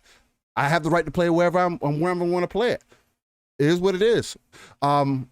Yeah, I look at it the same. Like if you had like 2 consoles in the house and you bought one game, exactly. Are you supposed to buy 2 copies because you have 2 consoles? And that was the other thing too. The whole game sharing conversation. It's like, why is that a problem? Like, just it's the same as trading with your friends back in the day. Like I said, no, somebody got paid for that copy. Yes, and if you want to borrow it to somebody or you want a game share with somebody, look, is that a lost sale? Okay, we can argue about that, or that other person may never have bought that game, right? So that argument is a gray area that we could talk about all day long and go back. Because that same person could spend $100 in the game on cosmetics and never bought the game. Right. There's so many different facets to it. It's a big, gigantic gray area about that stuff. Right. So, but at the end of the day, somebody did pay for a license. The devs got paid for a copy. Right. So that, and again, from there, you open up, a whole different bag. Yeah, exactly. So that's where I go with it there. 100%. But yeah, that's why I wanted to bring that up. I just felt like it was a good talking point. Again, I saw that making the rounds and everything, and people up in arms about it and everything, acting like this is something that's brand new, and it's not. Something that's been around. Let's just continue to adjust to it, point out the people that are doing wrong by us, are doing wrong by the devs, and then just keep pushing from there, man. The only thing you can do is make sure that the people around you are put on game, that you're not considering yourself as part of the problem, and then going from there. Crazy Lou is saying, wait, they complained about the game sharing? Yes. There are people that are saying that you're broke if you're game sharing with somebody. And again, I never understand that. Because at least before, the way me and my brother were doing it is that me and him will go half and half on games. Or we would buy one game. If I buy one game, he buys the next game. Or however that works. And so all we're doing is expanding our library and in turn investing more money than we would have ever did otherwise. I mean, yeah, could we both bought a copy? Could we have both bought a copy of Destiny? Sure, we could have. I can also tell you I spent at least $100 on Destiny since it's been out. And I say at least just because Destiny is the only other game that I know that can come out with an expansion and charge you full price for the game again and say, hey, we need you to pay for this expansion again. You know what I mean? Right. And do it 3 times. So it's like they make their money. You know what I mean? It's the main thing. Just making sure that the devs are getting their cut. So I feel like that's the main point. So boom, we knocked down a few things. Well, what's up? we got some serious topics, brother. We knocked down some serious topics right there, man. I like that.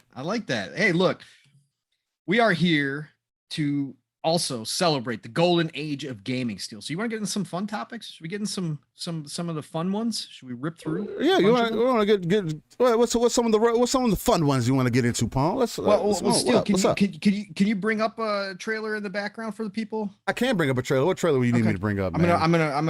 I just sent you a fresh link on it since you sent me a fresh link. Okay. Yeah. Let's do it with the kind of the news that got me excited yesterday. The little hit that not everybody's talking about yet, but I think as people start seeing it and start getting closer and closer to it, I think more and more people are going to start talking about this. So let's celebrate some good news. So look, yesterday, for anybody who missed it, there was a launch trailer with a launch date attached to it for a new game. Now, this game had originally been just announced for PC. So a lot of people missed it. Obviously, we got in this community a lot of heavy console players, so they had missed it. But yesterday, it was announced that the day before is now coming for consoles. So for anybody who has not heard of this game, the day before is basically the easiest way to describe it is going to be Division mixed with State of Decay in an MMO setting. So I know a lot of people are kind of over the whole zombie thing. I still enjoy zombie games. I think they have their place. I know it's been done a million times, but look, this game, when I saw the trailer, I think it was either early this year or last year, the initial trailer, the trailer that Steel's going to be pulling up here. Yep. This game looks absolutely incredible. And I wanted it so bad for consoles. So this to finally be announced is huge. And I think this game has a ton of potential. It looks absolutely gorgeous. Third person view. Like I said, when you initially see it, it looks exactly like they took the Division and made that, right? Yeah. And then threw zombies in there with survival aspects. So the day before is something that I'm looking forward to. And they announced it yesterday for June of next year, 2022. So 2022 just got better. Even more games coming out. And I think this is a game that I am definitely going to be looking forward to. If you go back and watch the original announcement trailer and then watch the launch trailer yesterday, it's got vehicles, huge open worlds. Yeah. It's got everything that you look for, customization, which I know is huge for Steel. Oh yeah. And I agree too. You know that. But you got to be able to customize your character. The third person shooting looks phenomenal. Yeah. Looks spot on. Yeah, it looks really, really good. So this is a game I am hyped. Steel, I know you had some thoughts on it. You kind of watched it yesterday as well too. Yeah, man. Like we were talking about a little bit in the background. My main concern is that it does look a lot like the Division. I don't want this game to just be a reskin of the Division. As well, I do enjoy the Division. It has some of the best third person gameplay that has come out within the last decade or so. So I definitely agree with that.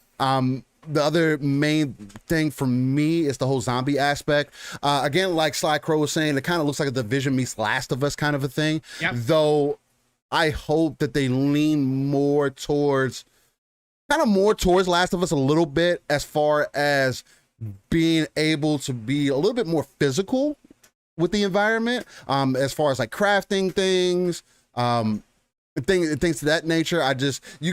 The one thing that Last of Us does right that you just can't beat is putting that shiv on a stick and just slamming it into somebody's dome. You cannot beat that feeling. So hopefully they do something similar to that. I would love for them to like nail that and to kind of like do all the right things that the Division does, but also do all the right things that Last of Us does, kind of put them together and have a baby. Hopefully this can be that game.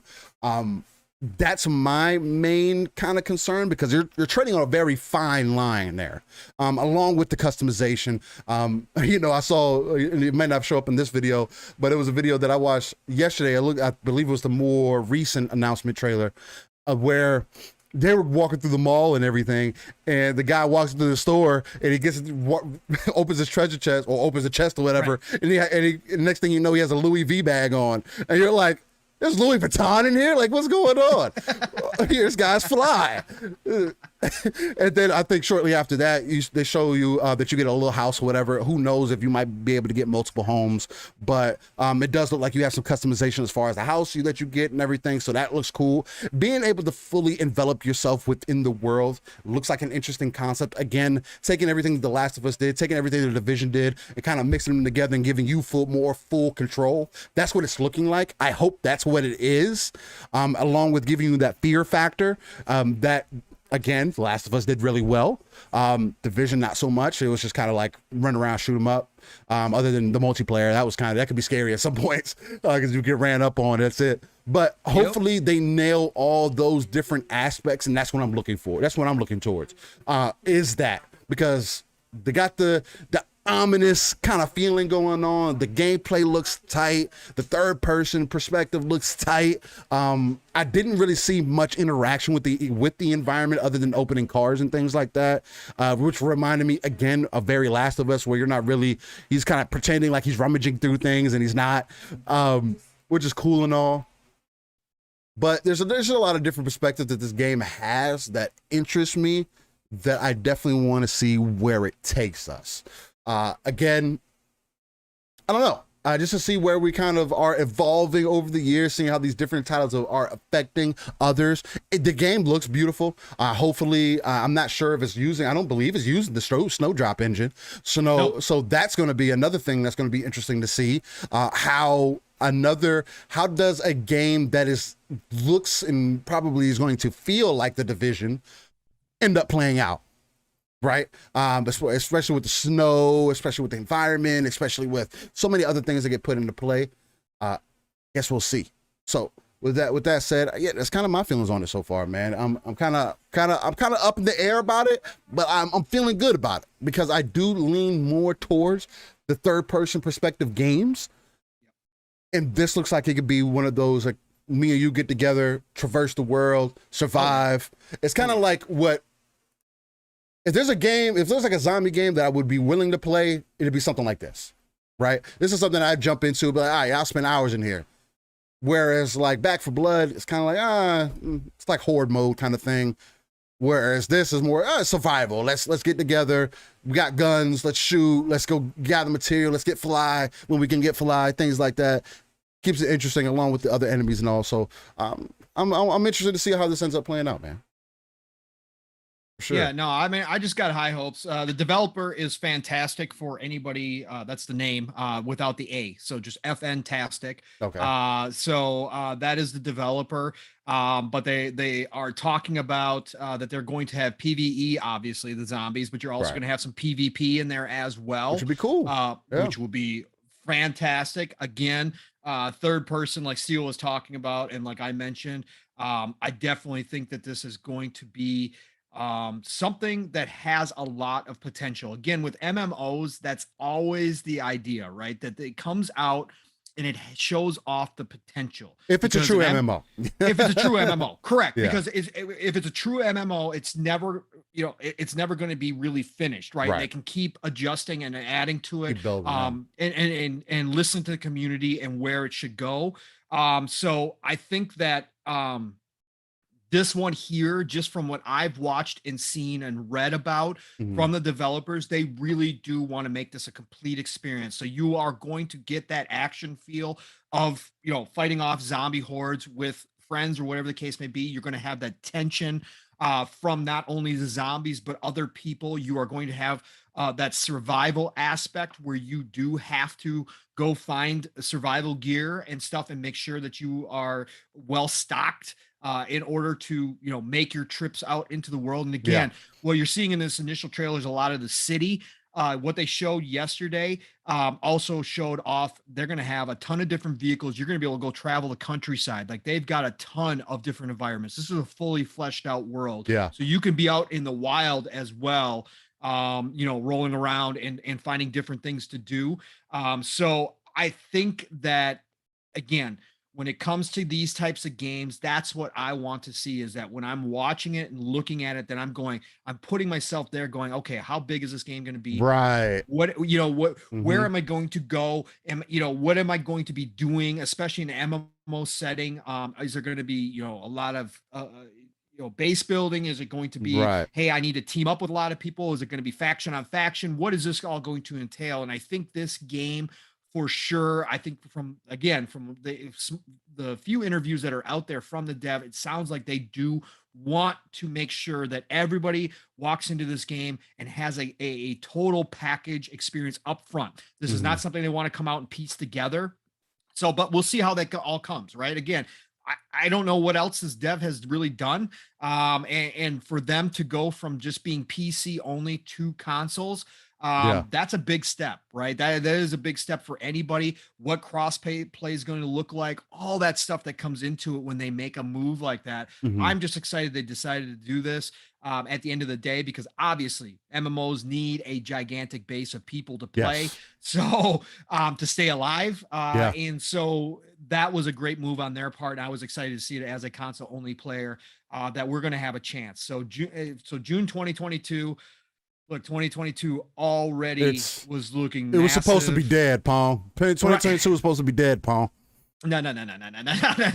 It's going to 2022 is going to be incredible. 2023 even more, as we've talked about. But 2022 is already shaping up with all these games.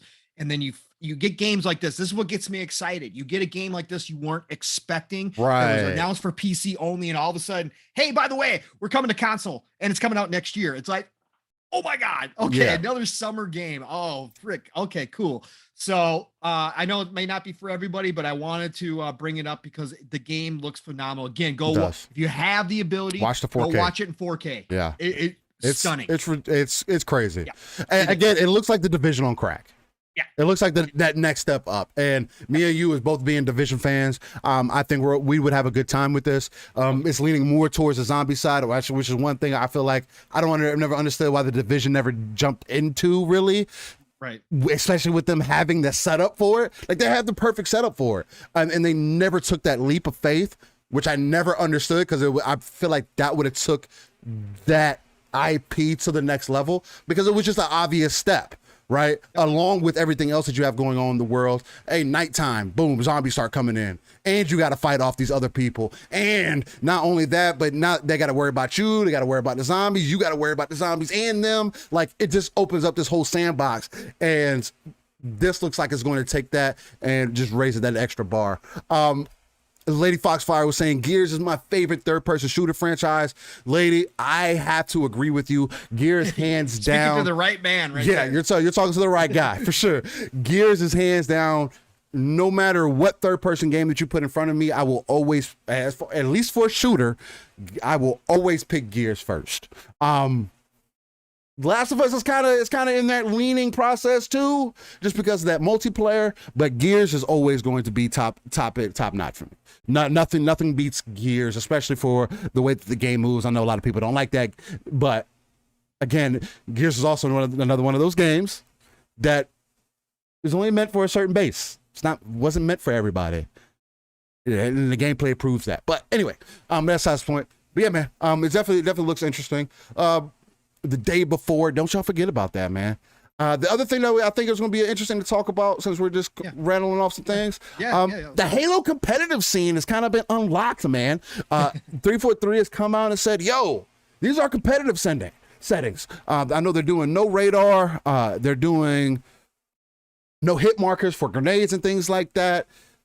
And there's a few other things that I'm just doing it off the top of my head. There's a few other BR you're starting off with. You're doing started with the BR. There's a few other things too. No radar. I think I said no radar already. Yeah, you said no radar. They're doing a lot of things that are leaning in the right direction, at least for me personally. Just because Halo, at least for ranked and competitive, I feel like was always missing something. Everything that I've seen from what they showed from that competitive showcase that they did, was everything that I wanted, man. Whether it been no radar, starting off with the battle rifle, having the no hit markers from the grenades, or it just tuning the experience so that you as a player, I think you would actually enjoy it more, Pong, because you're not relying on the radar. You're just focused on the game, right? There's more communication. It's more, hey, this is what's going on. People can't just sit there and crouch and look at you walk across the radar. And I know people were complaining about that. It was like, oh, well, people need to learn how to crouch walk so they don't pop up on the radar. And I don't get why we're taking out the radar. Again, it's a competitive mode, man. I mean, not everybody's meant to like it. That's not what it's for. It's not ranked for no reason, right? You have social play, you have big team battle, you have other things, other ways of accessibility to get you in there. What they're doing, and they're taking a leap of faith with this, man. They said they spent a lot of time coming down to the settings that they settled on, and I'm 100% behind it. I feel like it's going to end up playing out really well. And it's going to help evolve the series forward, especially in the competitive scene. And I've seen nothing but positive remarks as far as the competitive people go. People that take that serious, MLG players are like, yeah, man, I'm loving the way this is going. Not only was the game feeling amazing, but I'm in agreement. Now, they're not agreeing with everything, but it's one of those things, all right, let's see how it plays out. See if it really fits what's going on. I feel like it will from what I've played from the game.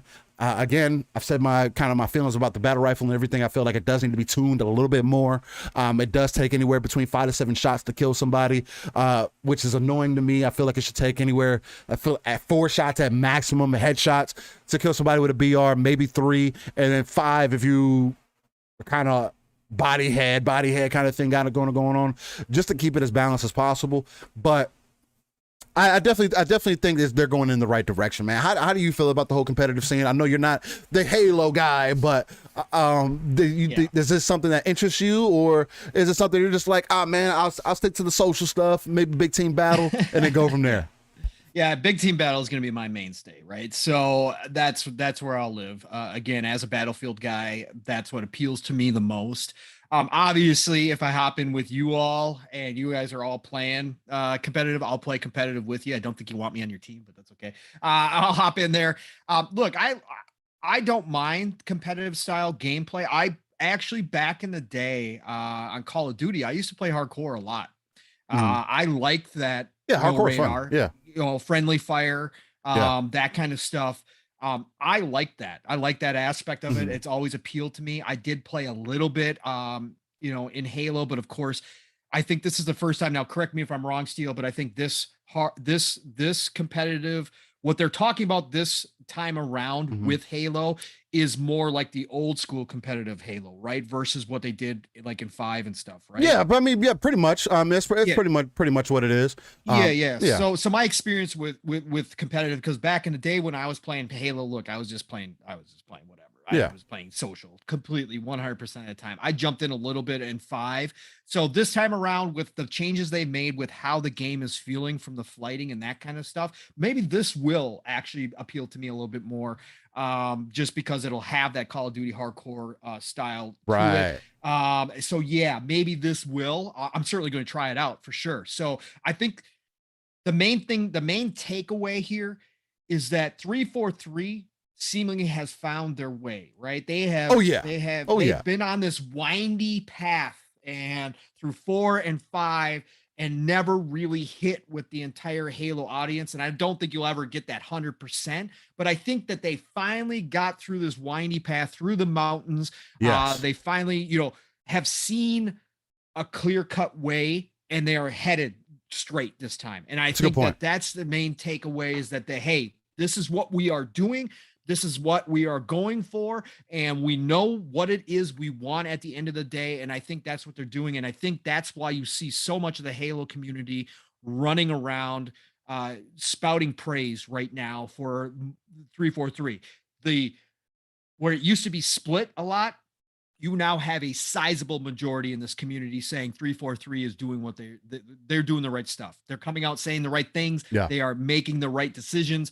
And what we are seeing and being able to play through these flightings is spot on. So keep doing what you're doing, 343. Yeah. So, and I think that's huge. I think that is going to be the biggest win at the end of the day. If they can grab the majority of the Halo community, come together to say, and again, we don't know about the single player yet, but if they can pull all of it off and they get the majority of the Halo fandom behind them saying 343 did it right this time, that is the biggest victory they could have ever asked for. And I think it's going to lead to the biggest rewards at the end of the day. Yeah. Said it again, casual Halo fan. Halo will be king after the holidays. Halo will be the most played multiplayer after the holidays. I don't care. I'll stand on that. I think that's where we're going to wind up because of what 343 is doing. Yeah, 100%. And we heard the other brother from another, Mav, bring up some interesting points. He made a video about whether Halo has been handled right by 343 or Bungie, or which one would be preferred as far as Halo goes. And I do agree with him that 343 has found their stride with Halo more so than Bungie has. I wouldn't want to see Bungie work on Halo again, mainly because the one thing that people, I feel like, get misconstrued is that 343 has always been there. There's a reason they're called 343. Bungie birthed 343, right? They're like, the 343 was the child of Bungie, and has kind of grown up since that point. They were always meant to take the mantle. So I never got the point of people like, oh, well, we need Bungie back, so they do Halo. No. There's a reason 343 exists. There's a reason why Bungie moved on and say, hey, 343, you continue to handle this. That wasn't just we're tired of this. No. That way they left it in proper hands with people that they knew cared about the series, which is why in Halo 4 and 5, we got more emotion, more character development from Chief than we had ever seen in the previous trilogy, period. Yes, did Bungie do well? Of course they did. They knocked it out of the park. That's why Destiny's as big as it is now. Destiny to this day, until this recent Halo flight, has been the best PvP shooter, first-person shooter, on the market. You can't deny that. There's nothing refuting that. Whether it's the mechanics, whether it's the shooting, with the way the guns feel, it all feels dynamic, feels weighty, feels like there's a point to it all. Which, the one thing I can agree with is that, 343 has nailed gameplay, has nailed the gameplay better than Bungie has, because Bungie has been consistent in that. They nailed the gunplay and the gameplay in the original trilogy. They also handled the gameplay and gunplay very well in the first Destiny and Destiny 2, regardless of how you feel about the story and the overall of both the games. And them taking things out and taking things away and dumbing down the game and everything else like that. That's stuff I don't agree with. They were also teamed up with Activision, which is why I think a lot of those decisions were made, and they weren't made for the better. So my main thing is Halo is definitely in good hands. 343 has been fighting this whole thing with making a good game that has both sides, multiplayer and campaign. Unfortunately, Halo's the only franchise that has to do everything right. They have to. Nobody complained that Last of Us came out and it only had a story mode, even though the previous game came with factions, came with a multiplayer, and then they promised it the second time around. I'm never going to get off my horse about that because I'm upset about that. This one of the biggest reasons I don't have a PlayStation 5 right now is because of that. If they had multiplayer, I'd have a PlayStation 5 right now. Undeniably, I would have one right now. But because they don't, it's the only game, other than the next Spider-Man, because Venom's in it also, but it's the only game that will make me say, damn, I need that right now, because of how much I enjoyed it. Halo's the only franchise that only sells on one console, only on one platform, I should say more so now, because it's not on one console anymore, that it's only on one platform, now including PC, mobile, and your Xboxes, that has to do everything right. Oh, there's no Forge? Oh, man, it's trash. Oh, man, the PvP is, one gun is off? Man, it's trash. And so on and so forth. So the fact that they're hitting it out of the park so far, again, with the multiplayer, from what I've experienced, if the multiplayer is this tight, that campaign is about to be a ride. I can tell you that right now, especially from the emotion. Again, 343 and their ability to evoke emotion from a character that has no face, has a full suit of armor on. Their ability to display that emotion for you in any scene and then drag that out of you. When I tell you the amount of happiness and the amount of dude, I need to jump into the story. I felt like the butterflies you get in your stomach when you finally talk to that hot chick that you always wanted to talk to, and she ends up wanting to be your girlfriend. Like those butterflies that you get from that is the feelings that I got from that Halo trailer. When he went to reach for that AR from that dead soldier, and you could see it. No face, but you could see it bothered him. And he reaches for that gun and moves on. I have 100% faith in 343 is going to do everything that they need to do. Now, do some things need to be reworked behind the scenes? Yeah. Management needs to take a seat. I think after this game releases, they're going to have some long conversations over the next 6 months about how to proceed forward to make sure that this 10-year plan that they got is going to work. Because the current standing, I don't know if it is. something has to change behind the scenes because there is something that is off. Again, it's going to be another one of those Halos that comes out right on time and comes together last moment as some of these other big games do. Halo 3 was another proponent of that. Halo 2 was the same way, where those games did not come together until the end. So again, I have 100% faith. The competitive settings set that bar that much higher for me as a multiplayer guy. I am excited. I cannot wait. And man, like you said, Pong, I'm going to continue to stand on this hill. I still feel like and I'm going to throw Forza in the mix too, between Forza and Halo, I feel like Xbox hitting 50 million subs by January 15th of 2022 is a realistic number. Now, I might be out of my mind. And if I'm wrong, hey, you can just hit me up on January 15th of 2022 or by the end of January and be like, damn, Steel, you were wrong, man. You were just so wrong. And I'll take that. I'll take that L, man. It is what it is. I can't be right about everything, but I feel like there's so much anticipation, especially coming off the heels of people being 6 years ago, people were tired of Halo. They were like, oh man, we've had enough Halo. Halo 5, people were like, oh man, another Halo? I'm tired of Halo. Even Xbox guys, people who are fully invested in Halo. Oh man, 343, another Halo. Xbox, that's all they got. Halo and Forza and Gears, that's all they got. More Halo, god damn it. And then 6 years later, there's so much hype around Halo now that it's like, you have to look around the corner sometimes and be like, thought y'all were tired of this. And they're not. What's crazy? And they didn't change much.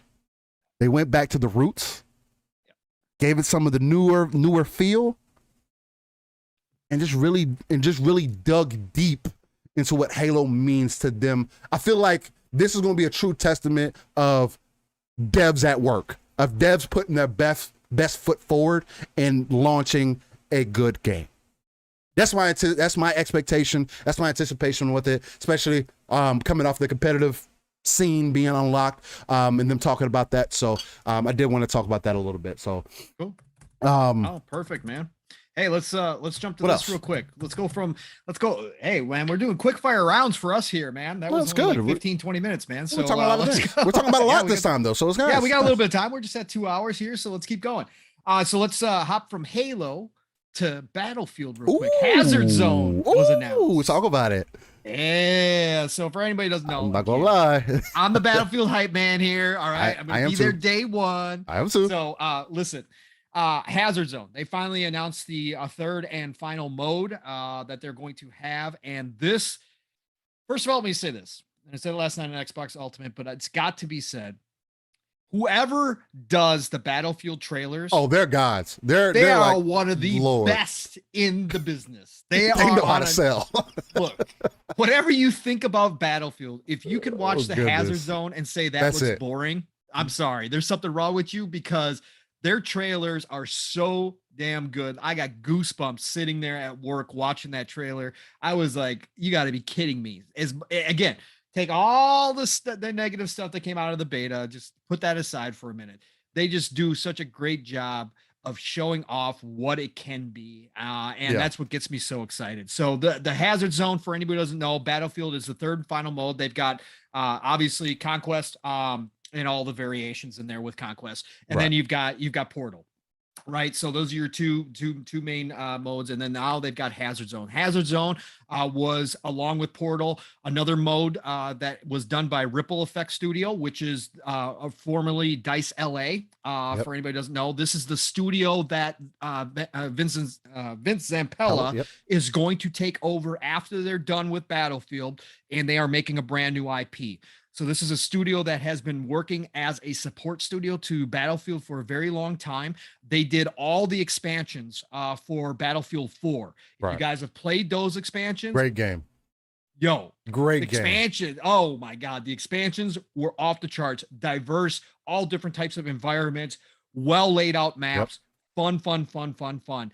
These guys know what they're doing. They also worked on Battlefield 1 and helped out with Battlefield 5. Battlefield 1, they created the insurgency mode. So this is not their only This is not their first trip, right? This is not their first rodeo. Huh? They know what they're doing. So they are handling both the portal side of things and now Hazard Zone. Hazard Zone is going to be a squad-based, four-person squad-based mode.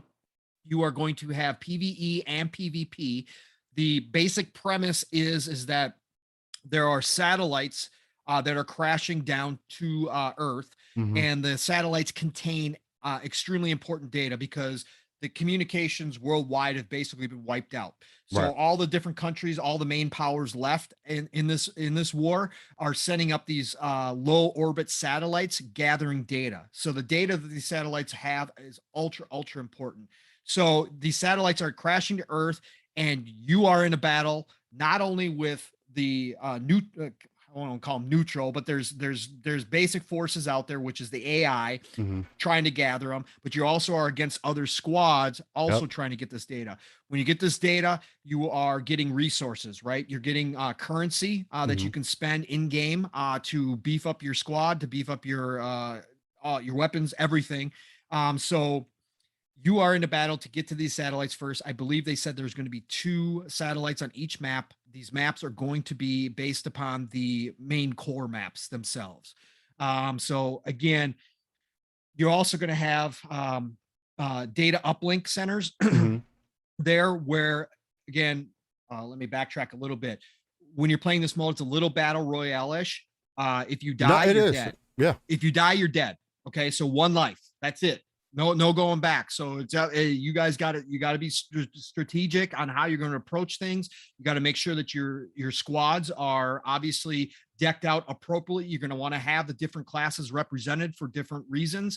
So that's going to be ultra important. However, there are data uplinks where you can access and you can call in drops for reinforcement. You call them vehicles. You can also revive a teammate from this data uplink. So, wow, okay. Yeah, so that's going to be the only way that you can revive somebody. So again, a lot of strategy involved here. This mode has got me hyped. I'm not a battle royale guy, but man, jumping in with a squad of 4, going up against PvP and PvE, trying to battle out for this data. Sounds like a good time. I'm down, Steel. Yeah, I feel like it's the right mix of doing a battle royale, but also keeping it battlefield enough to where you're still having an objective, right? You still have a goal that you need to reach. Oh, and if you do not reach these goals, you're going to be set at a huge disadvantage. That is extremely enticing to me, especially the way they were doing it with the guy coming in the wingsuit, coming down, swooping the guy off his feet and then stabbing him. I was like, okay, y'all sold me again. Like, come on. Like, come on. As long as I can do that, I think I'll be all right. How about that double headshot from the sniper too? Oh, yeah, from distance? That was perfect. Yeah, it was perfect. Yep. It seems like they're doing all the right things. Again, Battlefield is on a very shallow diving board right now, to where it can bounce and you'll take off, or you'll bounce and it can snap. And I'm really hoping that it does not. When I take that step out on that diving board, that when I take that first bounce, the board does not snap. I'm really hoping that does not happen. Again, from what we played from the beta and everything, me and Pong were having a good time, man. Was it the most perfect experience? No. But at the same time, were we having the issues? Probably I was more so than Pong was, but on PC it played just fine. Yes, where I fallen through the floor and things like that, those things need to be fixed. Again, we'll find out when the game releases, because more and more news, and if anything, this Hazard Zone has just solidified the fact they're still going to release this year. They're not pushing the game back. They're doubling down. So for better or worse, it's coming. For better or worse, we're going to end up finding out whether it ends up being worth it or not. Again, from what we've played from it so far, I think it's going to be worth it. Now, again, another one of those conversations, value is in the eye of the beholder. Is this game going to be $60, $70? Yes. Will it end up being on Game Pass? Who knows? Probably. Well, it will, no matter what, because it's part of EA Play. Yes, so for no sure. matter what, even if they don't put it in Game Pass early, it will come eventually, 6 months to a year. Right. And I know with EA Plus or EA Play Plus or whatever that I have on PC, it does come with that also. So I kind of don't even have to put down the full $70 to play the game. Again, sub services for the win. So, and I get the early access and everything with that. One of the benefits of playing PC, as long as I can invite people, because I couldn't invite them before. As long as I can do that, I think it's going to be a win. Because if it's not, then it's a waste of $15. I'm going to call EA. But Right? but no, there's a lot of options here. There's a lot of value here between Battlefield, between Halo. I think Call of Duty is going to have a really rough time. Other than Warzone, that's the only other thing. And even with that, I just saw some news recently saying that the anti-cheat that Call of Duty has implemented already got broken into. Yep. completely negates the fact. Like this this has a whole Origin Access, Origin Premium. I don't know if it's being done through Origin, lady. I know all I had to do was download EA Access and then get into their pro program, and I was able to play the beta with no problems. I didn't have to buy the game or anything like that. That's the way that I was playing it. I didn't have to sign into Origin or anything like that for me. Now, I do know that they have connections to Origin, but I don't know whether they are using Origin this time around or just EA. I know they're making some updates to their to the app, and everything to get it running better, because it still does have its issues. People want to complain about the Xbox store. Let's complain about that EA store. Lord, it's trash. Talk about games. You'll download a game and you'll be like, man, the game downloaded an hour later. The game is still like processing for whatever reason, and it's not downloading. I don't know. So you got to do this whole thing of closing it out and restarting it and whatever. But what I was dropping into before is that between the different games, there's going to be a lot of variance with people. The whole PC, involving PC into the multiplayer gaming, or having PC kind of cross over with console, is that because some people were having the previous conversation, or I was having the conversation with some previous people, they were saying that, they should just turn crossplay off. Okay, that's fine. I mean, I can understand why you want that. But what is the point of turning crossplay off if they're still going to give you keyboard and mouse options on console? That doesn't remove the problem. It removes the cheaters, though. It potentially, because there's a device that you could get and hook up to your console that you only have to pay a certain amount of money for. I know. That negates all that. Yeah, so it's kind of like, either way, if you're going to have somebody that's cheating, somebody's going to cheat. The only thing that we get done is the people on the back end say, hey, let's make sure that nobody can use these different aftermarket parts and can cheat and everything else. This is one of those battles that is always going to happen, is always going to be a topic of conversation, because no matter what we do, PC is always going to have that accessibility. And unless these studios start getting a team that only focuses on the security side of things, I don't know if it's going to get any better. This is not a conversation that's ever going to go away. There's been cheaters on console. Yes, the cheaters are more prevalent on PC just because of how open it is, but they have done more things to help it not be as bad, as far as establishing anti-cheat and things like that. And not only that, with controllers and everything, they have been, with auto aim and everything like that, has been able to get a little bit closer and keep it on a competitive level, at least for myself. I know it doesn't work like that for everybody, but at least for myself, where it feels kind of feels like in between, where I don't feel like I'm at a super disadvantage if I use a controller. And I'll be the first one to tell everybody, I use a controller for everything, no matter what I'm playing. If I'm playing on PC, I'm using a controller. If I'm playing on console, I'm using a controller. I'm using my Elite controllers. I love these controllers, the most amazing controllers. Ever since I started playing with a controller, I can't go back to mouse and keyboard. I tried it, playing with a Naraka Blade Point, playing that beta, and I was like, yeah, I'm not a keyboard and mouse player anymore. And I don't have the patience to sit here and be like, yeah, let me relearn this. No. I'm good. I have a perfectly good controller that can do everything for me. I legitimately won't play games if it doesn't have controller support. That's the kind of extent I am on it with it. So I definitely understand, but again, we have to keep that open conversation. There is kind of no point to have crossplay if there's going to be, because the biggest complaint that I hear about crossplay, keyboard and mouse players. But now we're getting to a point where even on console, keyboard and mouse is becoming standard. It's becoming an option. So you're not getting away from it from that point. And if the only thing you're going to do is complain about the cheating, sorry to tell you, but cheating has always been part of these games. It's up to the studio, the back-end team, to make sure that these issues get addressed so that they don't keep happening, so that your experience can be tight and enjoyable. It's kind of it as far as that goes.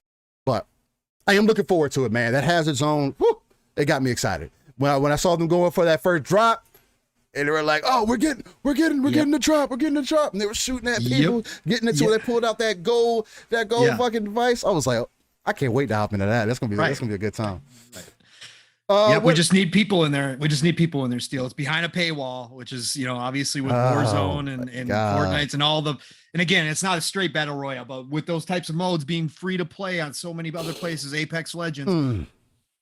It's going to be the payer base has got to be big, man. It's got to be big, or they got to get into the Game Pass. It's got to be. It's got to be big. I honestly feel if they don't get the numbers that they're expecting to getting, then, or if Halo hits the way that we kind of feel like it's going to, it may end up getting put in Game Pass a lot sooner than we might anticipate, which is going to suck. But at the same time, I mean, me and you sat here both said, I mean, we made those investments early on. It kind of is what it is. If you're a fan of a game, if you're a fan of whatever, again, that's why we always say, hey, beauty is in the eye of the beholder. Correct. It is what it is. Z Black Rider brought up something. He said Forza and the Elite controller were made for each other. I feel you on that, Z Black Rider. He was saying the paddle shifting is amazing. I feel you. But I used to stick to shift, man. Just to kind of give you a perspective. I like to feel it. I like the feeling of it being a little bit more natural, like you're actually shifting the vehicle. So I use up and down on the shift, up and down on the joystick. I feel like that's an amazing experience. I'm sitting there driving. I'm like, oh, shift up, shift down, shift down, shift down. I feel like it gives me that same experience of doing it myself. Whereas like, I'm not a fan of the paddle shifting. I'm not a fan of paddle shifters in general. Like I would rather my car not have paddle shift. Me personally, I like the stick. That's just me. Now, would I mind it? I'm not gonna complain. Like an OG.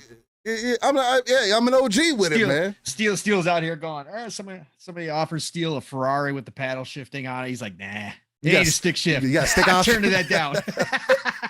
You got a stick option. You got that right. I'm gonna turn down. Yeah, sell that Ferrari and get me a Volkswagen Golf R. I'll just deal with that. Oh God. Or give me a 2002 R32. I'll deal with that too. God. Beautiful car, amazing car. And get a twin turbo in that bad boy. But are you a hardcore car guy? Am I a hardcore car guy though?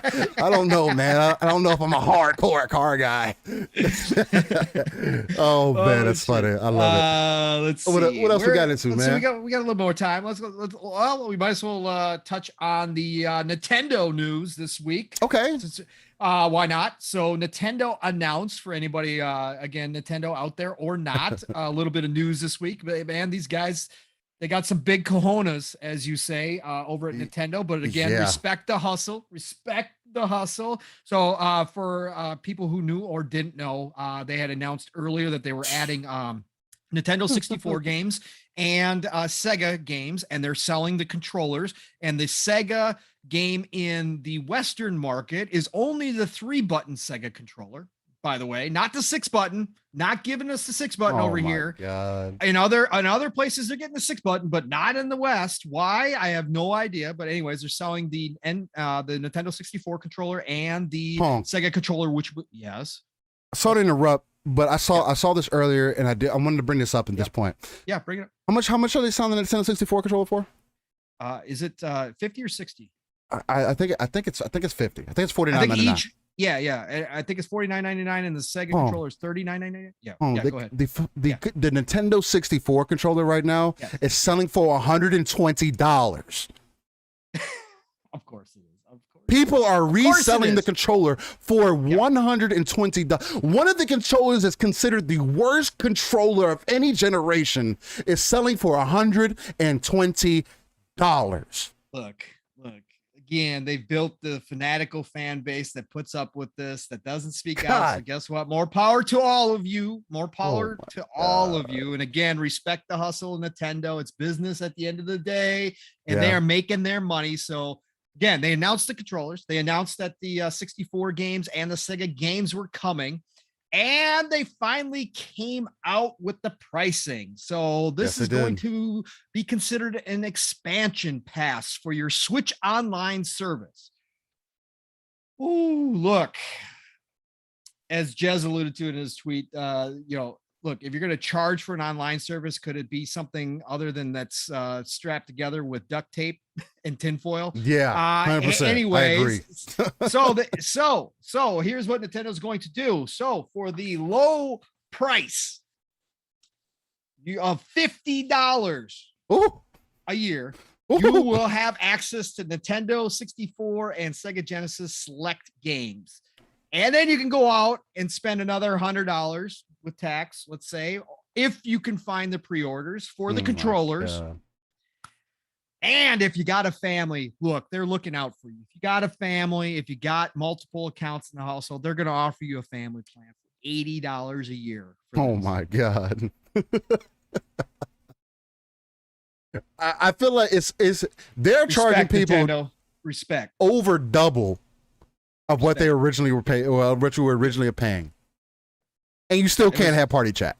Yeah, what was it originally? I think it was $20 per person or $35 for a family plan. Yep, was the original. Over double.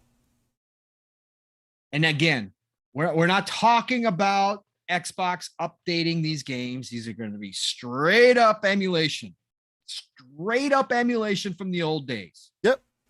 You're not going to get better resolution. Nope. Not going to get anything upgraded. No HDR. No good stuff. Nope. You're just paying for the emulation of these games. Again, respect Nintendo. You guys are out here doing your thing, man. You guys are living the life. I will say Nintendo's in their own way seeing the movement of the industry, right? They are in their own way seeing that more and more they're going to have to get involved online. Whether they like it or not, right? Yeah. So this is their own way. But to charge $50 a year, and $50 a year, correct me if I'm wrong, you can get PS Now for $50 or PS Plus. I think that's $60. Is it $50? $60? I thought it was 60 or $60. Look, again, they're doing what they do. But I thought that was interesting. They got big cojones coming out here and dropping these prices on their fan base. But again, it's their fan base. They know their fan base. Their fan base is going to lap this up. Trust me, they're going to make a ton of money off of this. And so this is what Nintendo's going to do. So I don't know, Steel, you got any more thoughts on this? I thought we had to touch on it. At this point, I wish I could say that I wasn't expecting it, but I was.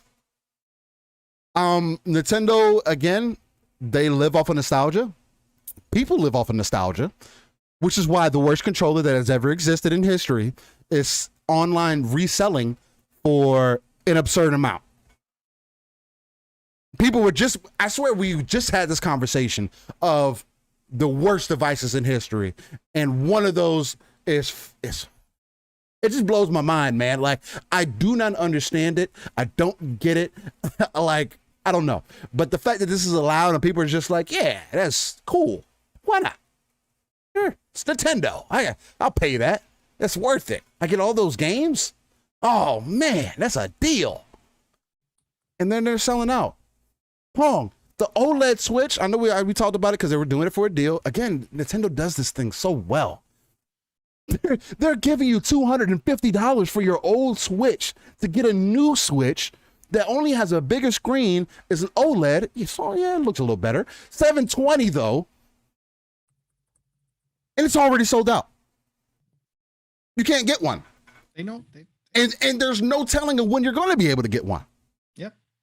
They know what they're doing, man. Like, Nintendo knows how to make sure to keep their consumer thirsty. Fat boy, you ain't wrong. Nintendo is basically a cult at this point. You were correct. Yeah. Again, respect the hustle. Yeah, they definitely are. Again, we talk about these other You know, we talk about everybody else, and Nintendo's the only one that can kind of do whatever, and people just shrug it off. Right. I mean, it's the same kind of what we're doing now. It's like, I mean, I got Metroid Dread, but I'm not even playing it on their own console. So it's like, they got me. You know what I mean? And I'm not even playing Metroid Dread right now. I'm playing freaking Riftbreaker. So it's like, you know what I mean? So they have a way to play on your nostalgia. Again, what leads me down that path is they re-released Mario 64 with nothing. Right. Nothing. Yep. I can emulate that game and it'll look 20 times better than it ever did. They released it and charged you full price for it. I think it was even more than what you had to pay back then. Yep. Correct. UK lad, you're right. Yeah, you're correct too. That's the thing I've been asking for. That's something a lot of this community have been asking for Nintendo to just try, because they have so much potential. But again, with their business model, they are playing by the archaic business. Like we talk about Sony playing by the old business model. I don't Nintendo know. is on the archaic, and the only way that works. Look, the only way that works the way that Nintendo does it. First of all, you have to make money on everything you put out. They can't lose money on hardware, so they use old tech so they can make money on their hardware. Right? We know this for a fact. And the other way is you have to have a base, a consumer base that is going to have an attach rate of 20% plus. Yes. And a lot of their games are 30, 40, 50% attach rate, which highest. is unheard of. Highest. Okay. High. That's the only way that archaic model works. And Nintendo, being classic Japanese company. Yep. Okay. They are slow to adapt. They are slow to make changes, and they have found their pond, and they're happy to swim in that pond. But the only way they can make it continue to work that way without breaking their model is exactly what they're doing right now. And that's why you just don't see them changing. It's exactly why. That's why they don't spend the money to update their online services until they absolutely must update their online services. That's why you just don't see them pouring money back into R&D when it comes to tech, because they just don't need to, because they can't. If they're going to continue to do business that way, they can't. They found their niche. They're happy with it, seemingly. As of right now, they're happy with it. And until they make a decision, until management makes the decision to adapt to what's happening in the industry, we're not going to see any changes in how they do business. Right. You're right, though, UK lad. They have the potential. They could get back a lot of older gamers like myself who left Nintendo a long time ago because they just again, I don't blame Nintendo at all. I'm not one of those haters. Yeah, it's just what it is. They didn't make games for me anymore, right? There's been a couple here and there. There's some JRPGs. There's a game like Metroid Dread that piques my interest, but they just don't do enough elsewhere to draw me back in. They could, if they came out with brand new hardware, current tech hardware, push the limits, pushed all their gaming to the absolutely, I might be back into Nintendo again. Right. It's certainly a possibility, but right now they're okay with me not being there, and a big portion not being there because they have a rabid fan base. They've developed a rabid fan base, and they're cool with that. Yeah, I mean, but not only that. I think I was going to say, I was about to jump out on a ledge there, but I was going to say, what if they're working on something in the background? But then I kind of thought about it a little bit more and was like, I don't foresee them making anything else from this point forward that doesn't have a handheld device connected to it. I don't.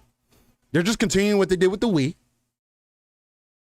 With the Switch, it is definitely a better version, for sure. Everything the Wii did was kind of, I mean, it was cool at the time, but at the same time, it was also like a POS, and the Switch is a lot better than that. So it's kind of like, I'm kind of thinking on the background, hey, man, maybe they're working on some things in the background. Maybe they're just getting their ducats together and really just saving up for this awesome device that they're going to end up releasing 5 years from now. And that could be a scenario. But I kind of feel like, I don't know, just based off of their track record so far, I can see them releasing a Switch Pro. That's be the next thing. OLED Switch and then Switch Pro. Because then where do you go from there? Especially as we get further into this digital era, where do you go from there? Except to make another handheld device, which you already do. You've kind of got rid of your Game Boy market because you have a Switch now. They will be the last ones on the face of the planet making actual physical hardware. Yeah. Yep. They will be. They will be the last ones making hardware. And guess what? Yep. You will have their hardware. Right. Just because of how they operate. Right. And again, I mean, people complain. You can complain about emulation all you want. I mean, if Nintendo wants to fight back against emulation, that's one of the ways to do it, man. You got to keep up with the times. If you make your games easier to emulate, that's what happens. People are going to take advantage of what they can take advantage of. There's a reason why people can't emulate PlayStation 4 games. It wasn't built on the same thing. It's not that easy. PC is great and all, but it just can't do everything that it wasn't meant. It can't do things that it wasn't meant to do. Can't emulate a console that it wasn't meant to emulate. It's talking in a completely different language that people have to set up a program for it to get running right. It was meant for a console. Whereas Switch is a little bit different, obviously.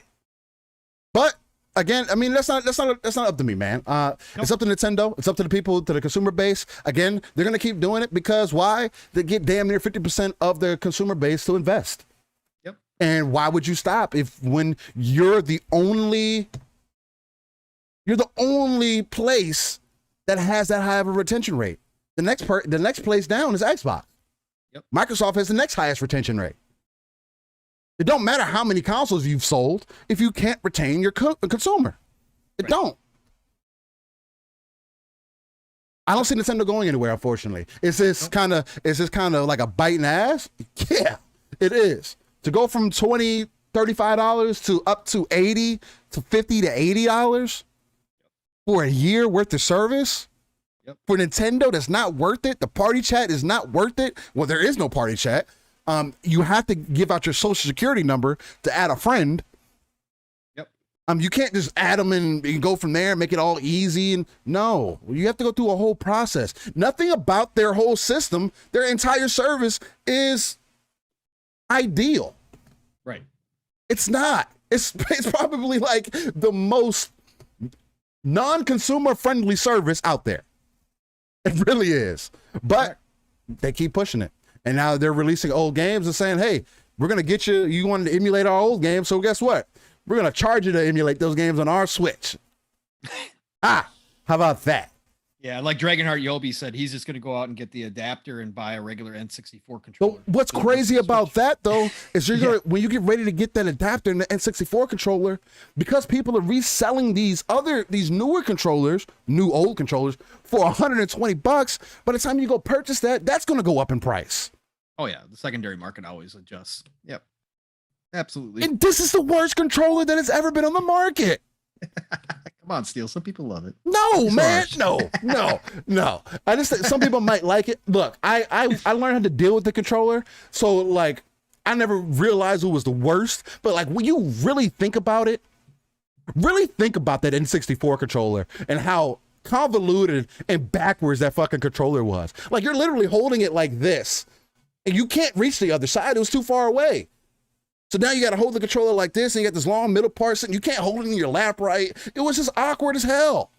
But we made it work. Whenever I went over my buddy's house, I never owned a 64. So whenever I went over my buddy's house, I was like, how the hell do you do this? How? And he's like, no, man, you get used to. I'm like, you do. No, you don't get used to this. I'm like, you just put up with this, right? This is because, come on, man, this is awful. Oh my God. Yeah. Oh my God. It is what it is, man. I mean, again, as part of the gaming industry, I'm definitely interested to see how they continue to move forward within the market. Whether this does have a negative impact on them or not, I guess we'll only know within the next year or so when their numbers end up coming back out. And then we'll just continue to go from there. I mean, I know me and Pong are continuously going to beat on that hill and say, hey, we don't agree with all their practices, but hey, you can't beat the dope dealer at their own game. When they got good product, I guess. Yep. Whether you think the product's good or not. People pay. People pay for it. I know, hey, crack and heroin aren't the best drugs, but people pay for them all the time. Right. Exactly. Oh, snap. But cool. So, yeah. With that being said, that is that. What else we got in here? I guess we can let's touch on those. We got. I know a lot of people are looking forward to DC fandom today. obviously coming up in 25 minutes. So we should probably touch on DC fandom and then get everybody out of here, because I know a lot of people are going to want to go watch that. That's so for sure. If you're on board with that, Steel, yeah, let's touch on a little bit. Let's touch on DC fandom real quick. So for anybody who doesn't know, DC fandom is happening at 12 noon Central Time today. So tune into that. Obviously, you're going to get a ton of movies talk, TV talk. Batman, of course, is going to be there, but also you're going to obviously get some gaming in there as well. And we've got a couple interesting things that started popping off yesterday, and into last night. First of all, Ed Boon is going to be there. Now, they've downplayed it and said speculation always runs rampant. Yep. It always runs rampant if he's going to announce the next DC game. Maybe. But they're trying to downplay and say it's not. He's been there before and not announced. He was there last year, did not announce anything. Obviously, Mortal Kombat being what everybody kind of expects to be the next big thing, just because of the state of flux that WB is in right now. Right. And they don't know what's going to happen with the licensing, but there's always a chance. So we do know Ed Boon's going to be there. Special Nick from Xbox Era put out a tweet yesterday that both caught Steel and I's attention early in the morning. Special Nick had put out a tweet that let me see if I can pull it up here real quick. I had it and then I lost it again.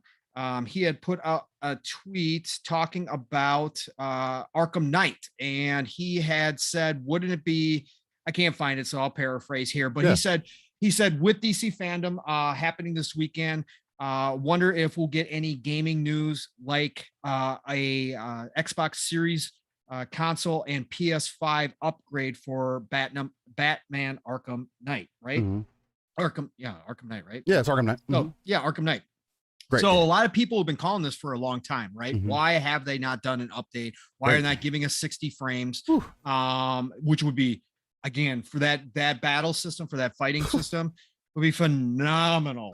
Again, I've tried many times to play through that game. Every time I just put it down and I don't go back to it. But if they come out with a 60 frames, I will go back to it and try it yet again, because I think it would be phenomenal. So the thought was kind of interesting, because Special Nick, if you guys don't know, on Xbox Era, he definitely hears a lot of stuff, puts out a lot of rumors. He's been correct on a lot of things, and then so he does. When he puts out a tweet, you got to peek your ears a little bit. Not that every one of his tweets means something, right? But sometimes he does put stuff out there kind of inconspicuously and just kind of leaves it there. Right. And then all of a sudden we get an announcement, right? So it would be interesting to see if we hear something about that. Also, Suicide Squad confirmed that they will be there showing off a gameplay today. That's and Gotham Knights as well. Ooh, so I'm excited about that. We are getting some information. So Steel, take it away. You are again, me, I kind of lost my superhero fascination.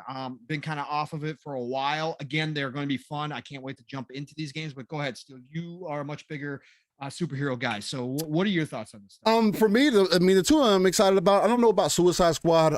There's a lot of possibilities there, but for some reason the IPs have never done well by themselves if it wasn't Batman involved as the main character. Now, especially with Gotham Knights, they are messing with a lot of the Gotham IP, especially using the Court of Owls, throwing that in there as one of the more interesting stories for Batman. Has a lot of potential there, especially going into the story, saying that, oh, Batman's dead and everything else, especially coming off of Arkham Knight. That's what has me really interested from it, because towards the end of Arkham Knight, spoilers here if nobody wants to be involved, I'm still going to paraphrase it. I'm not going to say everything, but if you played all of Arkham Knight, then you'll kind of know what I mean by that. But them leading into this game saying that, oh, Batman's dead, and then kind of going from there. Now, knowing Batman, he's probably not dead. Batman's never dead. You just can't kill. I don't know. Batman's like Superman, but for some reason he's like stronger than Superman sometimes. I don't get it. But whatever. He's still one of my most liked characters as far as DC goes, but seeing what they're doing, it looks like they're bringing everything from Arkham Knight into Gotham Knights, which is also what interests me because they're playing off of that title, right? You just don't go from Arkham Knight to Gotham Knight for nothing. There has to be some similarity there for some reason, especially for Batman not to be involved. You're going straight for Batgirl. You're going straight for Red Hood. You're going straight for Nightwing. And there's one other character, Robin, and then you're also involved in Robin. So if you have 4 characters right there, that's also going to be a co-op game, full co-op game. So you can have 4 people in there with you. You can have 2. You can just have one buddy in there with you, no matter what. So it's kind of doing that Avengers thing, but hopefully in its own way. Hopefully this is going to kind of demonstrate what Avengers should have been more so, and especially from the combat that I seen last year, I believe what they showed last year had me thoroughly intrigued. I'm definitely interested in where they're going to take this. Again, I love the combat in Arkham Knight. It was one of the reasons why I was so heavily invested in it, along with just the overall city, the way the city felt, the way you feel gliding through the city, the way Batman overall just controlled the vehicles, how they control it, all felt amazing. So the kind of the next iteration of that, with it being Gotham Knights, I'm thoroughly excited for it. Again, I'm all about customization. So as long as they add in a lot of those outfits and the different styles and everything, I think that's going to be dope too, because that's something I did take advantage in Arkham Steel Knight wants also. A swimsuit pack. No, I don't want the swimsuit pack. For Gotham Knights. No, I don't want the swimsuit pack. No. I don't want that. I'd rather have like their animated I'd rather have like their animated suits from like the shows back in the day. I think that'd be super dope. You want the Robin Speedo? Come on. No, not the Robin Speedo. I like the new. No, that's the only thing I don't want back. I don't want the Robin Speedo. I can live without that. No. But I am thoroughly excited for it. I want to see what they end up saying about it, whether they release more gameplay details, how the game's going to overall work, what we're going to be looking at. Is it going to be more of a like not necessarily an MMO style, but kind of a more of like a hub war style kind of game? How is this going to work? How is the story going to work?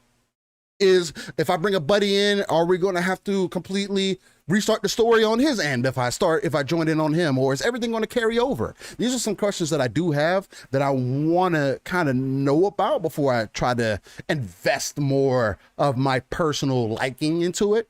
But I am excited for it. Now, as far as like Suicide Squad goes, again, it's one of those, they're all characters that typically don't go that far. Harley Quinn, I know recently she's been a big thing for a lot of people, but she never was super big along with any of the Suicide Squad. So I'm interested to see where that's going to go, but I'm not the biggest DC fan.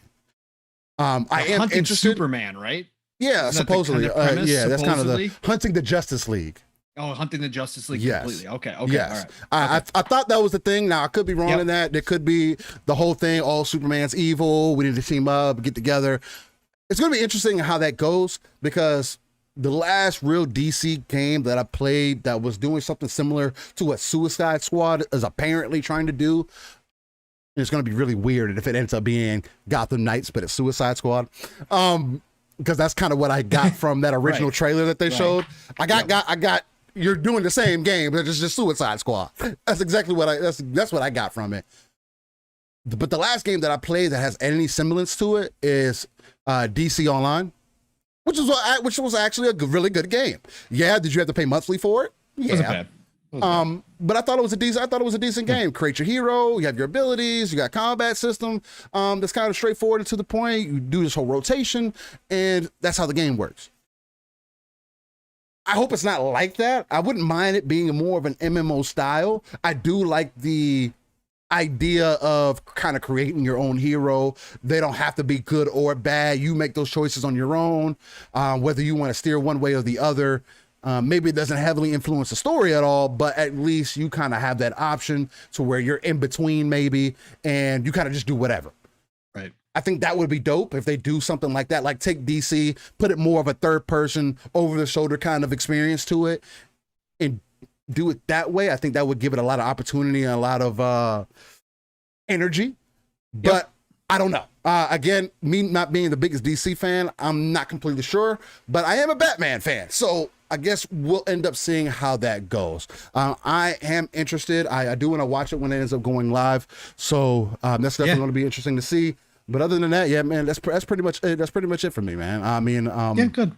Yeah, no, I think this thing is cool. I mean, it's been quiet for so long for a lot of this stuff because of all the disarray, I'll call it, with WB and what they're doing over there and how they're deciding. So I think a lot of these games went quiet while they figured out what was going to exactly happen here. So it's good, especially for all the fans, to finally get a taste again of what's coming, because these games are coming again. These games are all slated next year, 2022. That's the thing.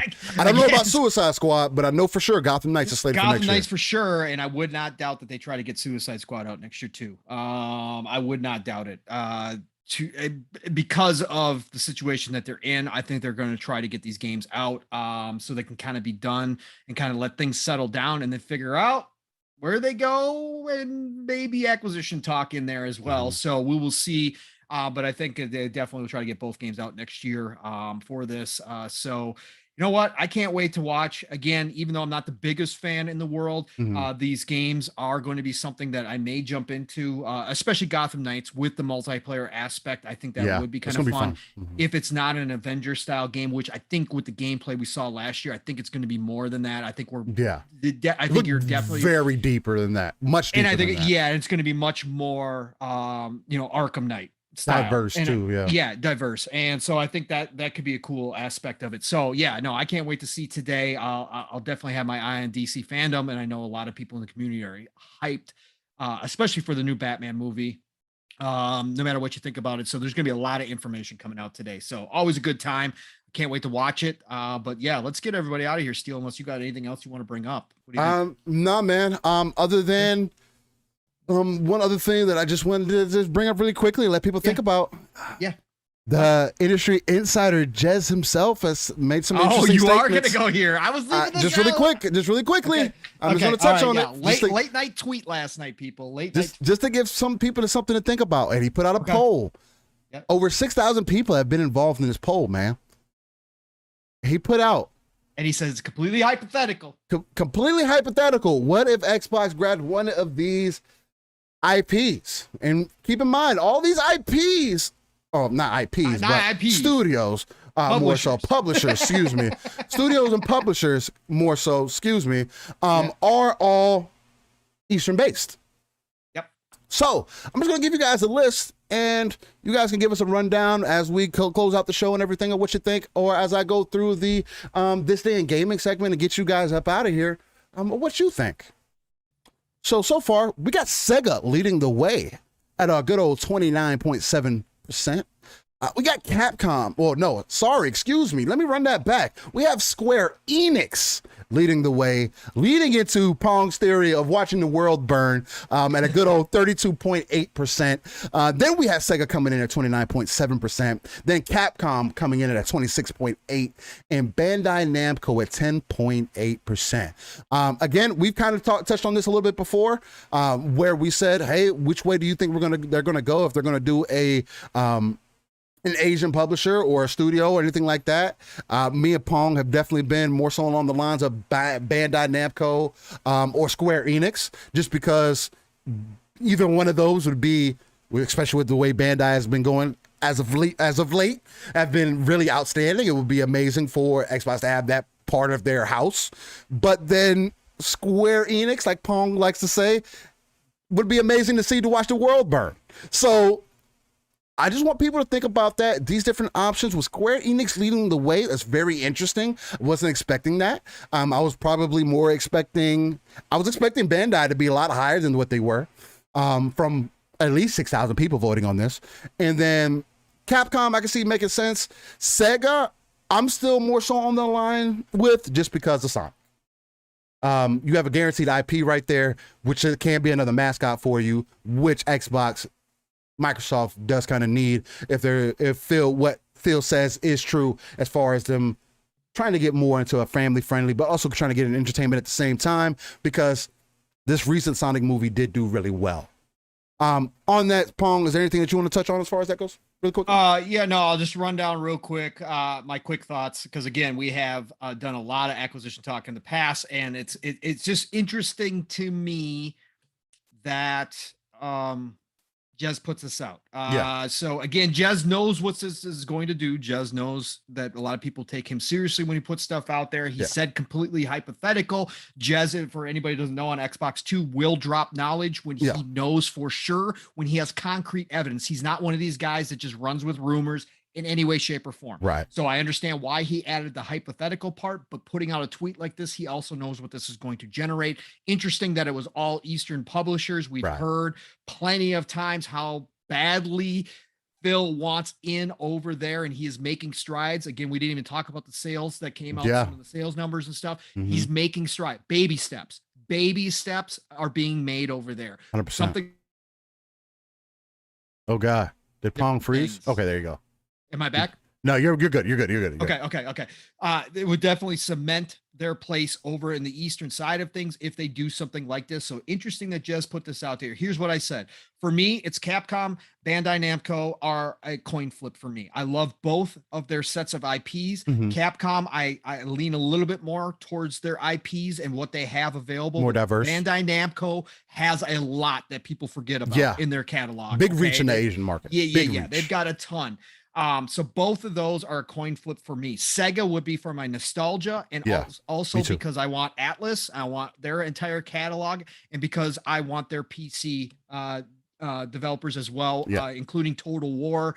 It would be fantastic if we could finally get something like that on console. I've been pushing for RTSs on console. So Sega has a lot, but more so nostalgia for me. They have a lot of great IP. The whole thing with Sega is Xbox already has a really good relationship with Sega, and they can continue to develop that. They don't necessarily need to purchase them, right? But if they did, it would be good, right? It would be a good thing. Square Enix, like Steve already alluded to, I responded to Jez in the exact same way I'm telling you guys right now, just to watch the world burn. Look, you think ZeniMax caused a storm? Oh, look, if Square Enix does get purchased, people would not drop that. Look, we would be doing show after show, Steel, Monopoly for 4 months, a year. It would be absolutely insane. Like I said, you think the questions around ZeniMax games going everywhere were big? Wait, if this were to happen again, it would be utterly ridiculous. The amount of spaces going on Twitter would be outrageous. Again, Twitter would have to get more servers for the amount of people talking about this. So yes, from the standpoint of just watching the world burn, Square Enix would be great. Yes, they have great IP. Yes, they've had a terrible up and down relationship with Xbox, and I hate it. I hate how they pick and choose what they're going to put over on Xbox in 2021. I think it's stupid. So yes, that would be great. It would be nuclear. It would be, wow. Are you kidding me right now?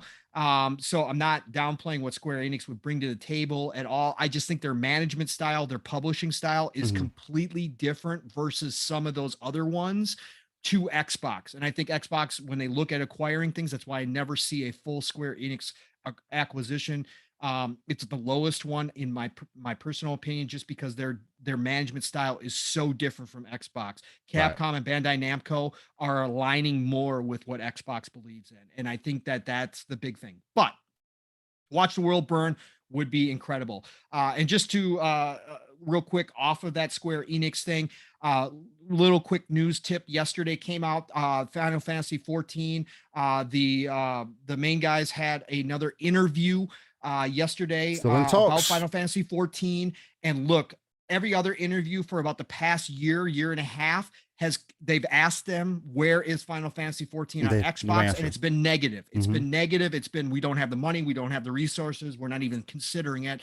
So yesterday that tune changed. Phil made the promise on stage. XO19 Phil was on stage and promised everybody that Final Fantasy 14 would come to Xbox. Okay, it has now been 2 years.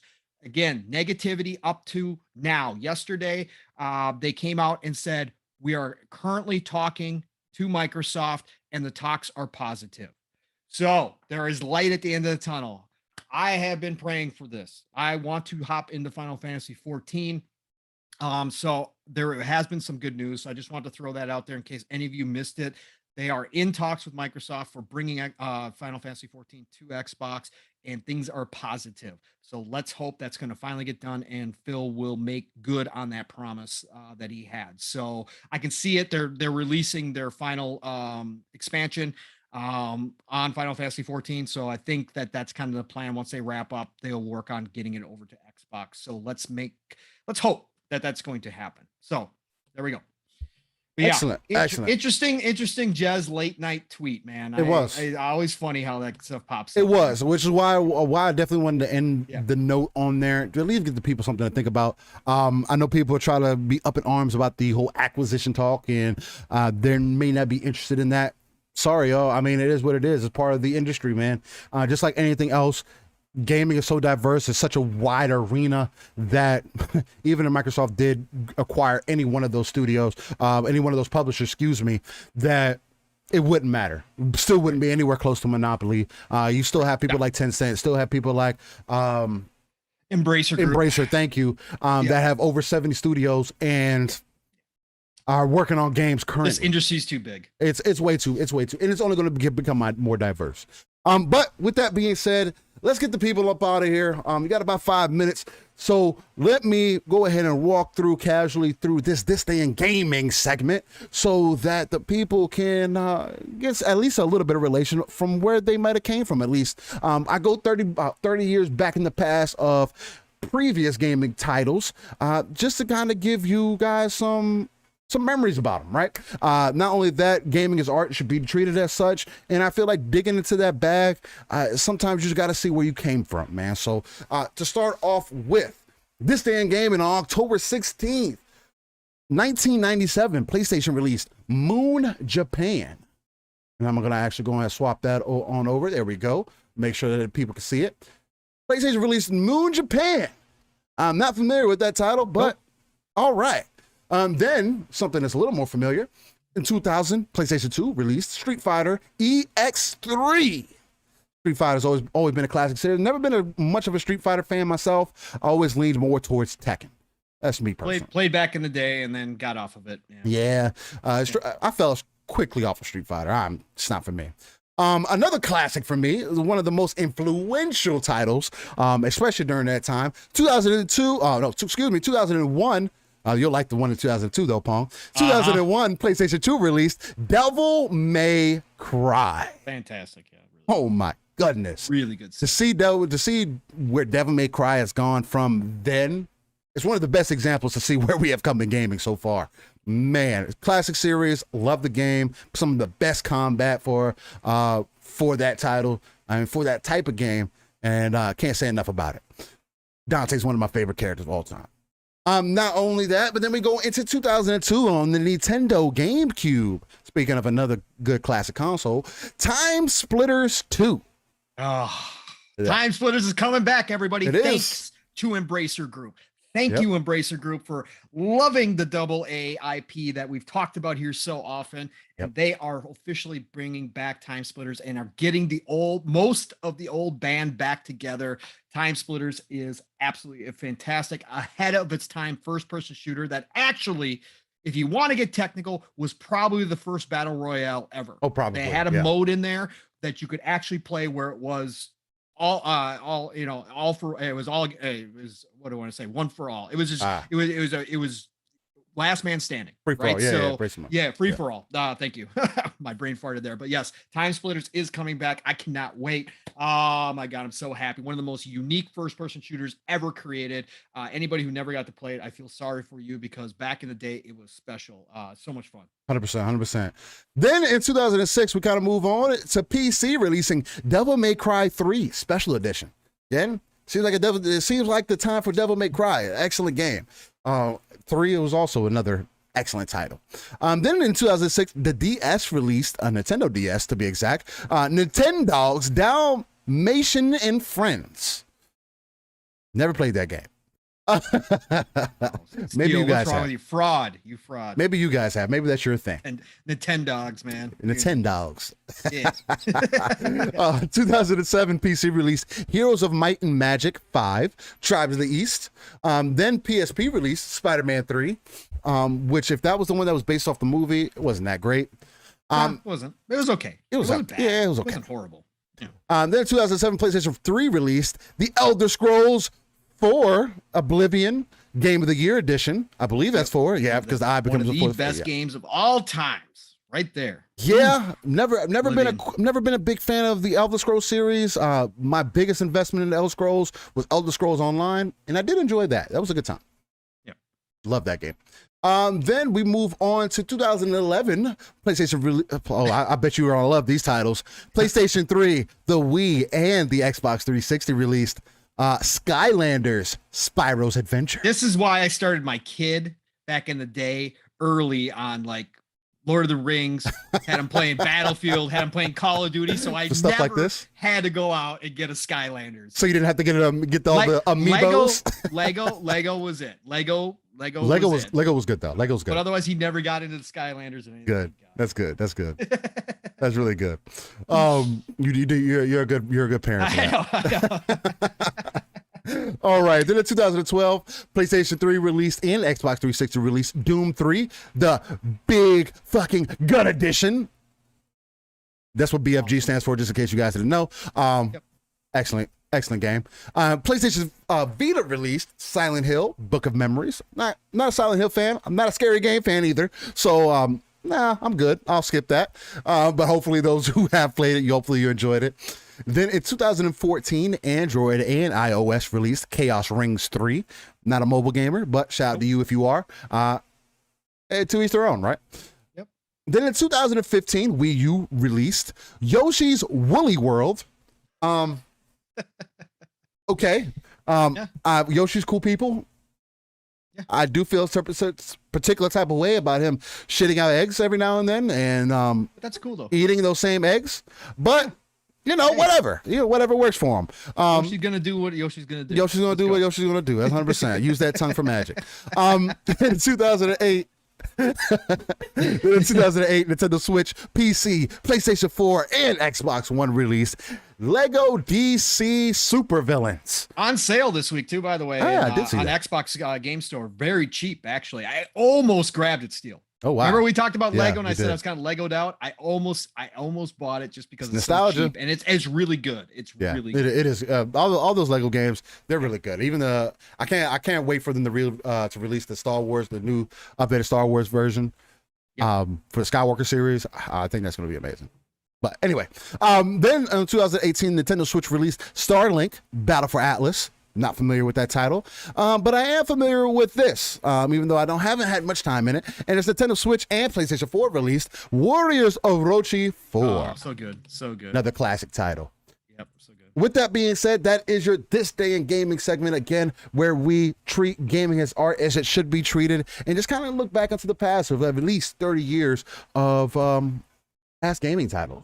With that being said, Pong, another great 3-hour show that we're consistent, man. Again, if you had a good time during the show, let us know. Hit that like button, share this out, let us know in the chat as we end everything out, so we can get you guys out to that not WB, sorry, DC fandom. DC fandom. I want it to be WB, but the DC fandom, I know WB will be part of that, since they do have some of those IPs, and they will be tied behind that. So with that being said, Pong, if you want to lead the people to victory first, get these fine people out of here. Let them know where they can find you, man, along with some of the other amazing things that you got going on starting this next week. Yeah, brother. Absolutely. So let's get it. First of all, chat phenomenal. I'm going to make this quick so we can get everybody over to DC fandom. I know it's important, but love you all. Thank you all for coming out and the support. Amazing. We got 57 likes today. Man, we are nothing but consistent, as Steele likes to say. So, you know what? I love you all. Thank you all so much for being here and spending your Saturday morning with us, or Saturday afternoon for our UK friends out there. Appreciate every single one of you. Steele, behind the scenes, always, man. Love you, man. You just kicking ass each and every week, man, with what you do behind the scenes. So thank you. Episode 29's in the books. You can find me Pong Soul everywhere, Xbox and Twitter, of course. Obviously, tonight you can find me on the Shop Podcast with PTK Blam Centurion and Fuzzy Belvedere. Check us out 9 p.m. Eastern, 8 o'clock Central Time. Tuesdays, Xbox Factor Podcast. Double Bear Gaming, Mr. Boomstick, Zemi Games. Mav is now officially part of the show. 3-Bit is back. Archimedes has joined the crew. Hall of Fame panel. Come check us out Tuesdays, 12 p.m. Eastern, 11 o'clock Central Time. Then starting next Thursday, that's right, I've added another show. Is if you don't see me enough around the block, look, Thursday nights, Fun Speculations channel. It's PM in the PM, brand new show. Pong Mav in the PM. Yes. We are going to be kicking back, much like Steel and I do here, just talking about the industry as a whole on Thursday night, 7 p.m. Eastern, 6 o'clock Central Time. Check us out there. Again, Fun Speculation channel.